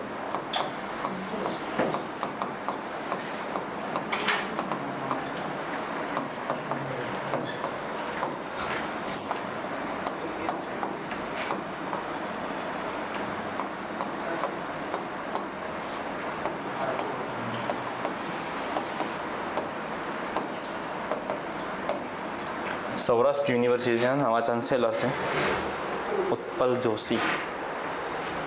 ચાન્સેલર એટલે ઉપકુલપતિ. કુલપતિ ના કહેવાય, આમ તો ઉપકુલપતિ કહેવાય, કારણ કે દરેક યુનિવર્સિટીના કુલપતિ તો કોણ હોય? રાજ્યપાલ હોય. એને કુલાધિપતિ પણ કહેવાય પાછા. આ લખાઈ ગયું? ઉત્પલ જોશી. આવું ખાલી જોઈ જ લેવાનું હોય, આટલું બધું ઇમ્પોર્ટન્ટ ના હોય, પણ નજર નાખેલી હોય તો સારું, ક્યાંક પૂછાઈ જાય તો કામ આવી જાય. આ અગત્યનું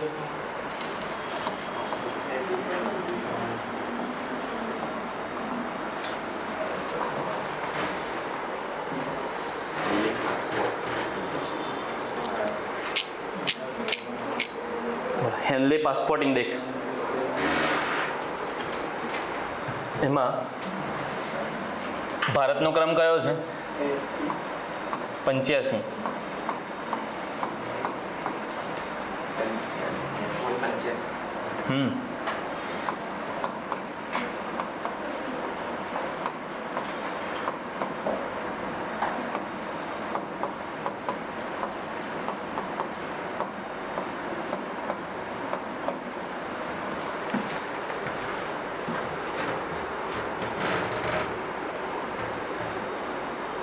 એંસીથી 85માં જતો રહ્યો, હતો 80માં 2024માં, હવે 85માં નંબરે પહોંચી ગયા છીએ આપણે. મતલબ ભારતનો વ્યક્તિ એ અંદાજિત 57 જેટલા દેશોમાં વગર વિઝાએ ફરી શકે, જ્યારે સિંગાપોરનો વ્યક્તિ 195 જેટલા દેશોમાં વગર વિઝાએ ફરી શકે. એટલા સ્ટ્રોંગ વિઝા છે એમને સિંગાપોરના. એટલે પ્રથમ નંબરે સિંગાપોર છે, બીજા નંબરે જાપાન. સિંગાપોર એકદમ સ્ટ્રોંગ વિઝા છે સિંગાપોરના પાસપોર્ટ એના. એટલે હેનલે પાસપોર્ટ ઇન્ડેક્સ ભારતનો ક્રમ યાદ રાખવાનો ખાસ, એક પહેલો નંબર યાદ રાખવાનો, બરાબર. છેલ્લા નંબરે અફઘાનિસ્તાન હોય, કારણ કે ત્યાં અત્યારે હાલ તાલિબાનીઓનું રાજ છે. કોઈને આપવા નહીં દેવાના, કોઈને જવા નહીં દેવાના, જ્યાં તો પાછા નહીં આવવા દેવાના. ખબર નહીં પાકિસ્તાનને કેવી રીતે ક્રમ આપી દેતા છે એમાં. ને છેલ્લેથી બીજો પાકિસ્તાન હોય ને છેલ્લો અફઘાનિસ્તાન હોય. હેનલે પાસપોર્ટ ઇન્ડેક્સ પ્રથમ નંબરે સિંગાપોર, બીજા નંબરે જાપાન. મોઢવેવ ફેસ્ટિવલ, મોઢવેવ ફેસ્ટિવલ આ નવા વર્ષની ઉજવણી માટેનો એક તહેવાર છે, જે કઈ જગ્યાએ ઉજવાય છે? તો તમિલનાડુમાં નીલગિરી હિલ્સ, તમિલનાડુમાં આવેલી છે નીલગિરી હિલ્સ. એ નીલગિરી હિલ્સમાં દ્રવિડિયન કુળની એક જાતિ છે ટોડા આદિવાસી, અને ટોડા આદિજાતિ દ્વારા નવા વર્ષની ઉજવણીના ભાગરૂપે ઉજવવામાં આવે છે. એટલે સીધે સીધો એવો પ્રશ્ન પૂછાઈ શકે કે મોઢવેવ ફેસ્ટિવલ એ કયા રાજ્યમાં ઉજવવામાં આવે છે? તો મોઢવેવ ફેસ્ટિવલ તમિલનાડુ. કઈ જાતિ દ્વારા ઉજવાય છે? તો ટોડા આદિજાતિ. ક્યાં? તો નીલગિરી હિલ્સમાં. કેમ? તો નવા વર્ષની ઉજવણીના ભાગરૂપે. મોઢવેવ ફેસ્ટિવલ તમિલનાડુ, નીલગિરી હિલ્સમાં દ્રવિડિયન કુળની જાતિ ટોડા આદિજાતિ દ્વારા ઉજવવામાં આવે છે.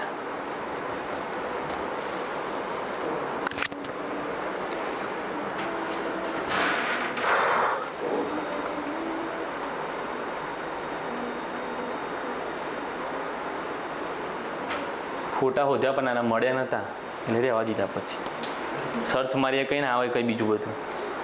ફેસ્ટિવલ લખીએ ને તો બધા ગુજરાતના જ ફેસ્ટિવલ બતાવો.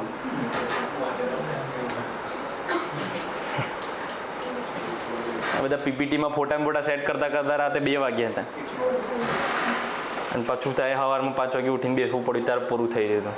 કારણ કે સાયન્સ હોય ને તો કોઈ પીપીટી ના હોય તો આપણે જાય બધું. આમાં તો કોઈ પીપીટીની જરૂર નહીં, હેડે જાય બધું. પણ આમાં તો પીપીટી તો જોઈએ જ ને સપોર્ટ માટે. એ તો બધું ક્યાંથી મોઢા આવડે. 12 જાન્યુઆરી રાષ્ટ્રીય યુવા દિવસ. કોનો જન્મદિવસ રાષ્ટ્રીય યુવા દિવસ તરીકે ઉજવાય છે એવું પૂછે તો સ્વામી વિવેકાનંદનો. હમણાં આ શનિવારવાળી પરીક્ષામાં હતું કે કોનો જન્મદિવસ પરાક્રમ દિવસ તરીકે ઉજવાય છે? તો સુભાષચંદ્ર બોઝ.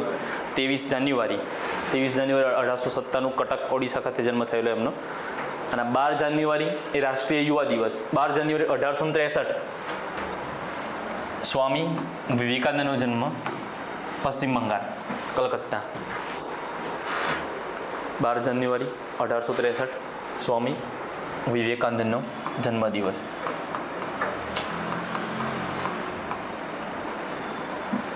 મૂળ નામ છે એનું નરેન્દ્રનાથ દત્ત. સ્વામી વિવેકાનંદનું મૂળ નામ છે નરેન્દ્રનાથ દત્ત.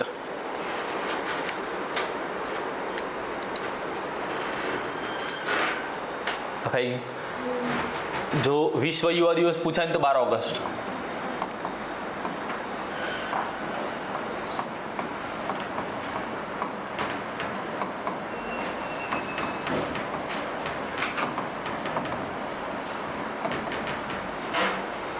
વિશ્વ યુવા દિવસ 12 ઓગસ્ટ. રાષ્ટ્રીય યોગા દિવસ તો 12 જાન્યુઆરી. 12 જાન્યુઆરી 1863 સ્વામી વિવેકાનંદનો જન્મદિવસ છે. એમનું મૂળ નામ છે નરેન્દ્રનાથ દત્ત. લખાઈ ગયું.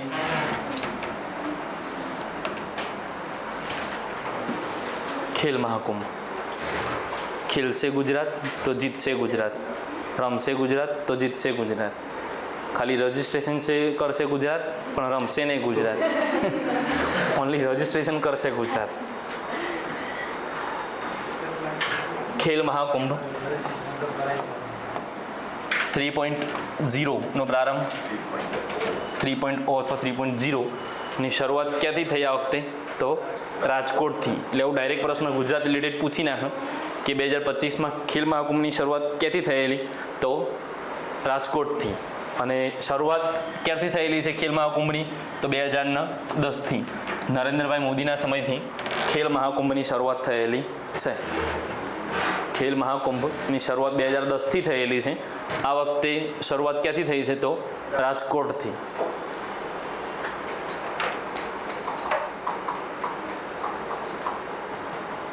અને આ બધું શું હોય તો પાક્ષિકમાં મૂકેલું હોય. એટલે પાક્ષિક લઈને જો પ્રશ્નો કાઢવા બેઠા હોય તો પહેલાં દેખાય. અને પાક્ષિક આખું જોવાનું જ છે. પાક્ષિકમાંથી અંડરલાઈન કરીને જઈશ, પાક્ષિક જોઈ લેશો. પણ મોટે ભાગ બધું આવી જ જતું હશે, પણ કઈ રહી જતું તો પાક્ષિકમાંથી લખી લેશો. લખાઈ. લણણીના તહેવારો એસટીમાં પૂછાઈ ગયો હતો. આ જોકે આપણે એડવાન્સ જ લખાઈ દીધો હતો. કયા લણણીના તહેવારો છે નથી એવો પ્રશ્ન પૂછ્યો હતો એસટીઆઈમાં. જો પોંગલ, બિહુ અને લોહરી 3 લણણીના તહેવારો છે. મતલબ પાક લણણી તો ખબર ને, લણણીમાં તો સમજણ પડે ને, નહીં સમજણ પડતી. નકર લઈ જઈએ અત્યારે બાજરી વાટવાની જ છે મારા. બાજરી વાટવાની ચાલુ જ છે, ઉપાડી જવું બધાને.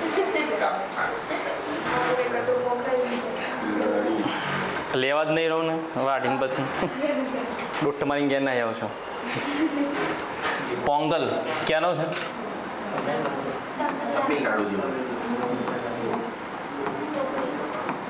તમિલનાડુ. બિહુ આસામ. લોહરી પંજાબ.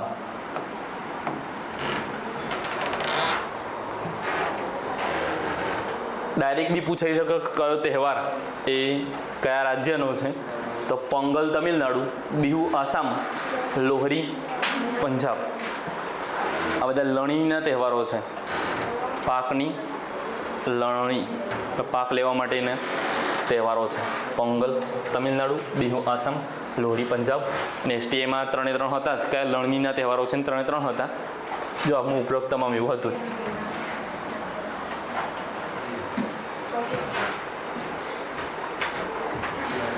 અત્યારે આ બધું ચર્ચામાં છે એટલે આપણે યાદ રાખવું પડશે.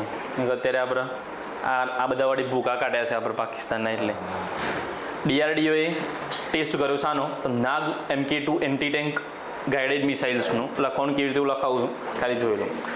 આ એન્ટી ટેન્કો જોઈએ છે ને, પાવડર પિક્ચરમાં પેલી પહેરાવા જેવું આવે ને ફળવાવાળી ટેન્કો, એ ટેન્કોને નષ્ટ કરવા માટેની મિસાઇલ છે. એને એન્ટી ટેન્ક મિસાઇલ કહેવાય. એટલે પ્રશ્ન કેવી રીતે પૂછાય આમાંથી તમને પહેલાં તો કે તાજેતરમાં DRDO દ્વારા નાગ MK2નું સફળ પરીક્ષણ કરવામાં આવ્યું. એ શું છે? સબમરીન છે, મિસાઇલ છે, ડ્રોન છે કે ગન છે? તો શું છે એ? મિસાઇલ. એટલે નાગ MK2 Mark II anti tank missile છે, જેની રેન્જ છે 7 થી 10 કિલોમીટર. કોના દ્વારા સફળ પરીક્ષણ? તો DRDO દ્વારા સફળ પરીક્ષણ. આ લખીએ ને પણ સામે આ લખી દેજો. અને DRDOનું પૂરું નામ defence research and development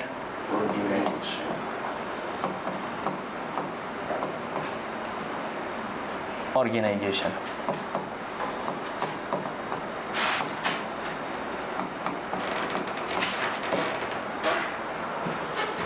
defence research and development organisation DRDO દ્વારા નાગ MK2 એન્ટી ટેન્ક મિસાઇલનું સફળ પરીક્ષણ કરવામાં આવ્યું, જેની 7 થી 10 કિલોમીટરની રેન્જ છે.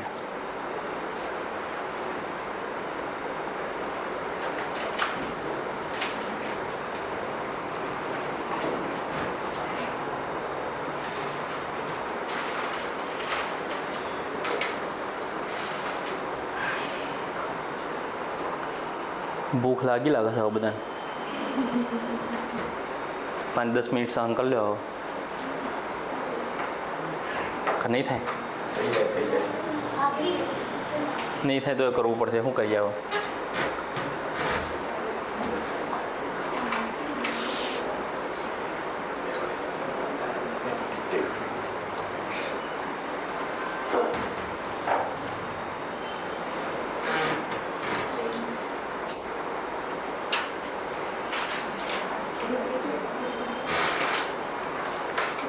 ટિફિન ગરમ થઈ જાય.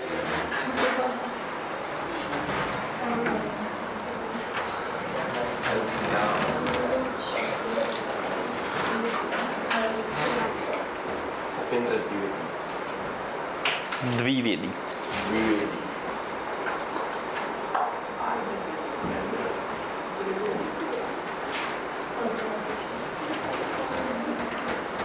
પંદર જાન્યુઆરી થલ સેના દિવસ એટલે કે આર્મી ડે તરીકે ઉજવવામાં આવે છે. થીમ હતી એની સમર્થ ભારત સક્ષમ સેના, અને એનું ઉદાહરણ આપણે આપી દીધું ઓપરેશન સિંદૂરથી. સમર્થ ભારત સક્ષમ સેના. અત્યારે હાલના આર્મી ચીફ છે ઉપેન્દ્ર દ્વિવેદી. ત્રિવેદી નહીં હો, દ્વિવેદી. 15 જાન્યુઆરી થલ સેના દિવસ. થીમ છે એની સમર્થ ભારત સક્ષમ સેના. હાલના આર્મી ચીફ છે ઉપેન્દ્ર દ્વિવેદી. પછી રાષ્ટ્રીય હળદર બોર્ડ, પ્રથમ વખત હળદર માટેનું બોર્ડ રચાયું છે. મખાના બોર્ડ છે ને બીજા બધા બોર્ડ છે. મખાના બોર્ડ કે છે બિહારમાં, અને હળદર બોર્ડ છે ને એનું વડું મથક છે નિઝામાબાદ, તેલંગાણા. અને પ્રથમ હળદર બોર્ડના અધ્યક્ષ કોણ બન્યા છે? તો પલ્લે ગંગા રેડ્ડી. પલ્લે ગંગા રેડ્ડી. નામ થોડુંક અટપટું છે પણ યાદ રાખવું પડશે. અમારે ત્યાં બધાને યાદ રાખવા માટે એક ટ્રીક આપી હતી મેં, પણ અહીંયા થોડીક ઓકવર્ડ પડશે તમને. કેમ? તો ત્યાં અમારી એક ઘંટી છે અને ઘંટીનું નામ છે ગંગારામની ઘંટી. અને ગંગારામની ઘંટીમાં શું મળે? તો હળદર અને મરચું. એટલે યાદ રહી ગયું બધાને કે ભાઈ હળદર બોર્ડના અધ્યક્ષ કોણ? તો પલ્લે ગંગા રેડ્ડી. તલોદમાં ફેમસ છે ગંગારામની ઘંટી. ગંગારામની ઘંટીમાંથી યાદ રહી જાય કે હળદર બોર્ડના અધ્યક્ષ પલ્લે ગંગા રેડ્ડી. વડું મથક છે નિઝામાબાદ, તેલંગાણા. નિઝામાબાદ, તેલંગાણા. એટલે 15 જાન્યુઆરી થલ સેના દિવસ. થીમ છે સમર્થ ભારત સક્ષમ સેના. આર્મી ચીફ છે ઉપેન્દ્ર દ્વિવેદી. રાષ્ટ્રીય હળદર બોર્ડના અધ્યક્ષ છે પલ્લે ગંગા રેડ્ડી. વડું મથક છે નિઝામાબાદ, તેલંગાણા. લખાઈ ગયું? હવે એક જ સ્લાઇડ જોઈએ, વધારે નહીં. આ છેલ્લી પછી પૂરું કરી દઈએ.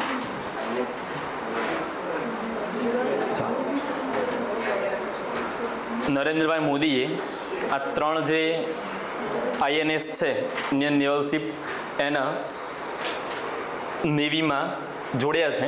નામ છે એના INS સુરત, INS નીલગિરી અને INS વાગસીર. એમાંથી INS સુરત અને નીલગિરી છે ને એ યુદ્ધ જહાજો છે, જ્યારે વાગસીર છે ને એ સબમરીન છે, પનડુબ્બી. ઇંગ્લિશમાં ગુજરાતી હિન્દીમાં પનડુબ્બી કહેવાય એને. અને એનું નિર્માણ કોના દ્વારા કરવામાં આવ્યું છે? તો મંજગાંવ ડોક શિપ બિલ્ડર્સ, મુંબઈમાં આવેલી આ એક કંપની છે મંજગાંવ ડોક શિપ બિલ્ડર્સ, એમના દ્વારા આ નિર્માણ થયું છે. આ ત્રણેયનું INS સુરત, નીલગિરી અને વાગસીર, જેને નરેન્દ્રભાઈ મોદીએ ઇન્ડિયન નેવીમાં જોડ્યા છે.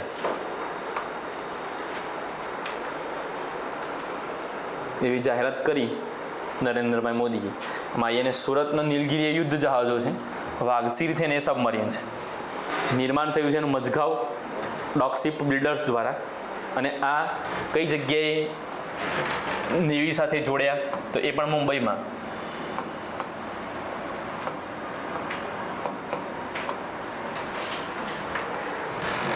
INS સુરત, નીલગિરી, વાગસીર. એમાં જે INS વાગસીર છે ને, INS એટલે ઇન્ડિયન નેવલ શિપ, એ INS વાગસીર એ પ્રોજેક્ટ 75 હેઠળ ટોટલ 6 સબમરીન બનાવવાની હતી. એ 6માંની છેલ્લી છે. પ્રોજેક્ટ 75 હેઠળ 6 બનાવવાની હતી. 6 આપણે યાદ રાખવાની છે. કોઈને ખબર? 6 કરંજ, કલવરી, ખંડેરી, વેલા, વાગીર, વાગસીર. નામ આવડે એવા જ છે. કરંજ, કલવરી, ખંડેરી, ત્રણે ત્રણ કે ઉપર, કે પછી બધા વી ઉપર, વેલા, વાગીર ને વાગસીર. લખાઈ ગયું. જો આઈએનએસ સુરત, આઈએનએસ નીલગિરી યુદ્ધ જહાજો છે, વાગસીર છે ને સબમરીન છે. નિર્માણ થયું હતું મંજગાંવ ડોક શિપ બિલ્ડર્સ મુંબઈ દ્વારા. હવે આ પ્રોજેક્ટ 75 હેઠળ 6 બનાવવાની હતી. 6th scorpion submarine of project 75 INS Vagsheer launched in Mumbai. જો દેખાય આઈએનએસ વાગસીર. ચાલો અહીંયા નીચે લખી દેજો.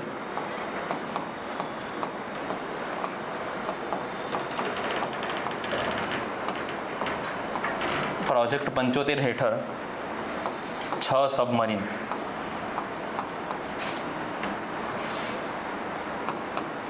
અને આનો કરાર ભારતે કોની સાથે કરેલો? તો ફ્રાન્સ સાથે કરાર.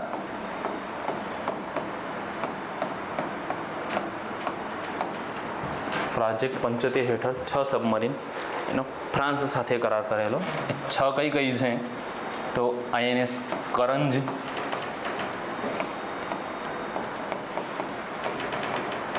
કલવરી, ખંડેરી, વેલા, વાગીર, વાગસીર.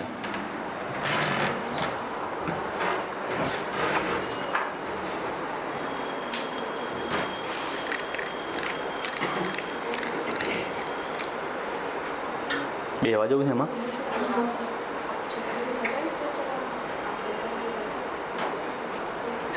આજે નિયમ પછી હા તમે બધા થાકી ગયા હો. કેપેસિટી પૂરી થઈ ગઈ બધાની, મોટા ભાગનાની. લખાઈ ગયું. એટલે ટોટલ 3 જે શિપ મુંબઈમાં લોન્ચ કર્યા નરેન્દ્રભાઈ મોદીએ, આઈએનએસ સુરત, નીલગિરી અને વાગસીર. એમાંથી સુરતના નીલગિરી છે ને એ યુદ્ધ જહાજો છે, જ્યારે વાગસીર છે ને એ સબમરીન છે. અને વાગસીર છે ને સબમરીન, આવી 6 સબમરીન બનાવવાનો પ્રોજેક્ટ એક આખો લાંબા સમયથી ચાલતો હતો, જેનો ભારતે ફ્રાન્સ સાથે કરાર કરેલો હતો. અને એમાં 6 કઈ છે? તો 3 કે ઉપર છે. જો કરંજ, કલવરી, ખંડેરી, પછી 3 વી ઉપર છે, વેલા, વાગીર ને વાગસીર. એટલે યાદ રાખવામાં પણ વાંધો આવે એમ નથી. કરંજ, કલવરી, ખંડેરી, વેલા, વાગીર ને વાગસીર. અહીંયા સુધી રાખીએ. બાકીનું નેક્સ્ટ લેક્ચરમાં. Next lecture next time. બીજે હોય છે પછી એ એકલા નહીં હોય તમારે.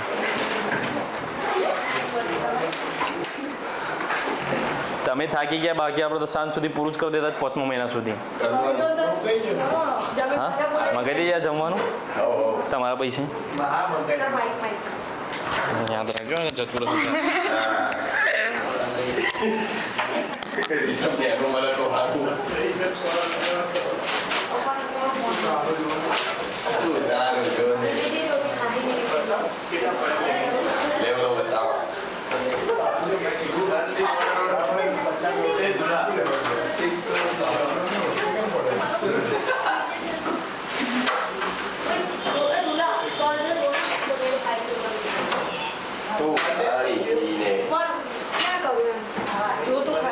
એટલે તો હું જોઉં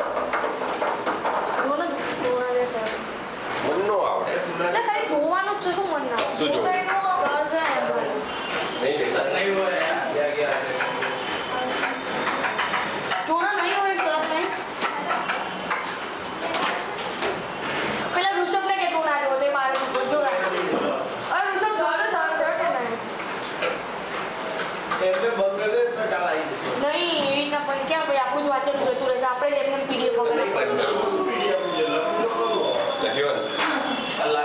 આપણે યાર બીજાને નહીં જોવાનું યાર. એ તો સર હું તમને એમ કહેતી તમે ના આવે તો હું ફોન કરી સેવ કરું. બે શું એક્સપોર્ટ કરી છે ના ખાલી સેવ માં જ જઈએ. એક્સપોર્ટ આપો એમાં હા પીડીએફ એમાં રાકેશ સર લખેલું છે જુઓ કોર્નરમાં. હા એમાં છે ને ઓકે આપો અને પછી લખો lecture 4 lecture 1 sir lecture 1 current January CA LECT 1 કરતે જાન્યુઆરી JAN હા અને CA હા બહુ સરસ ઓકે આપી દો નંબર્સ એન્ડ સ્પેસ વચ્ચે ડોટ ઉડાઈ દે ને પેલું હા એ કાઢી દેવું પડે એસ કરાય છે કે બધું કાઢી દેવું પડે શું કામ હા બસ ચલો sir thank you sir sir sir આ બંધ કરી દેવાનું સર આ શીખું બ્લેક કલરનું છે ને પેલું નીચે OBS સ્ટુડિયો એમાં સ્ટોપ રેકોર્ડિંગ કરવાનું બાકી હશે આના ઉપર જવાનું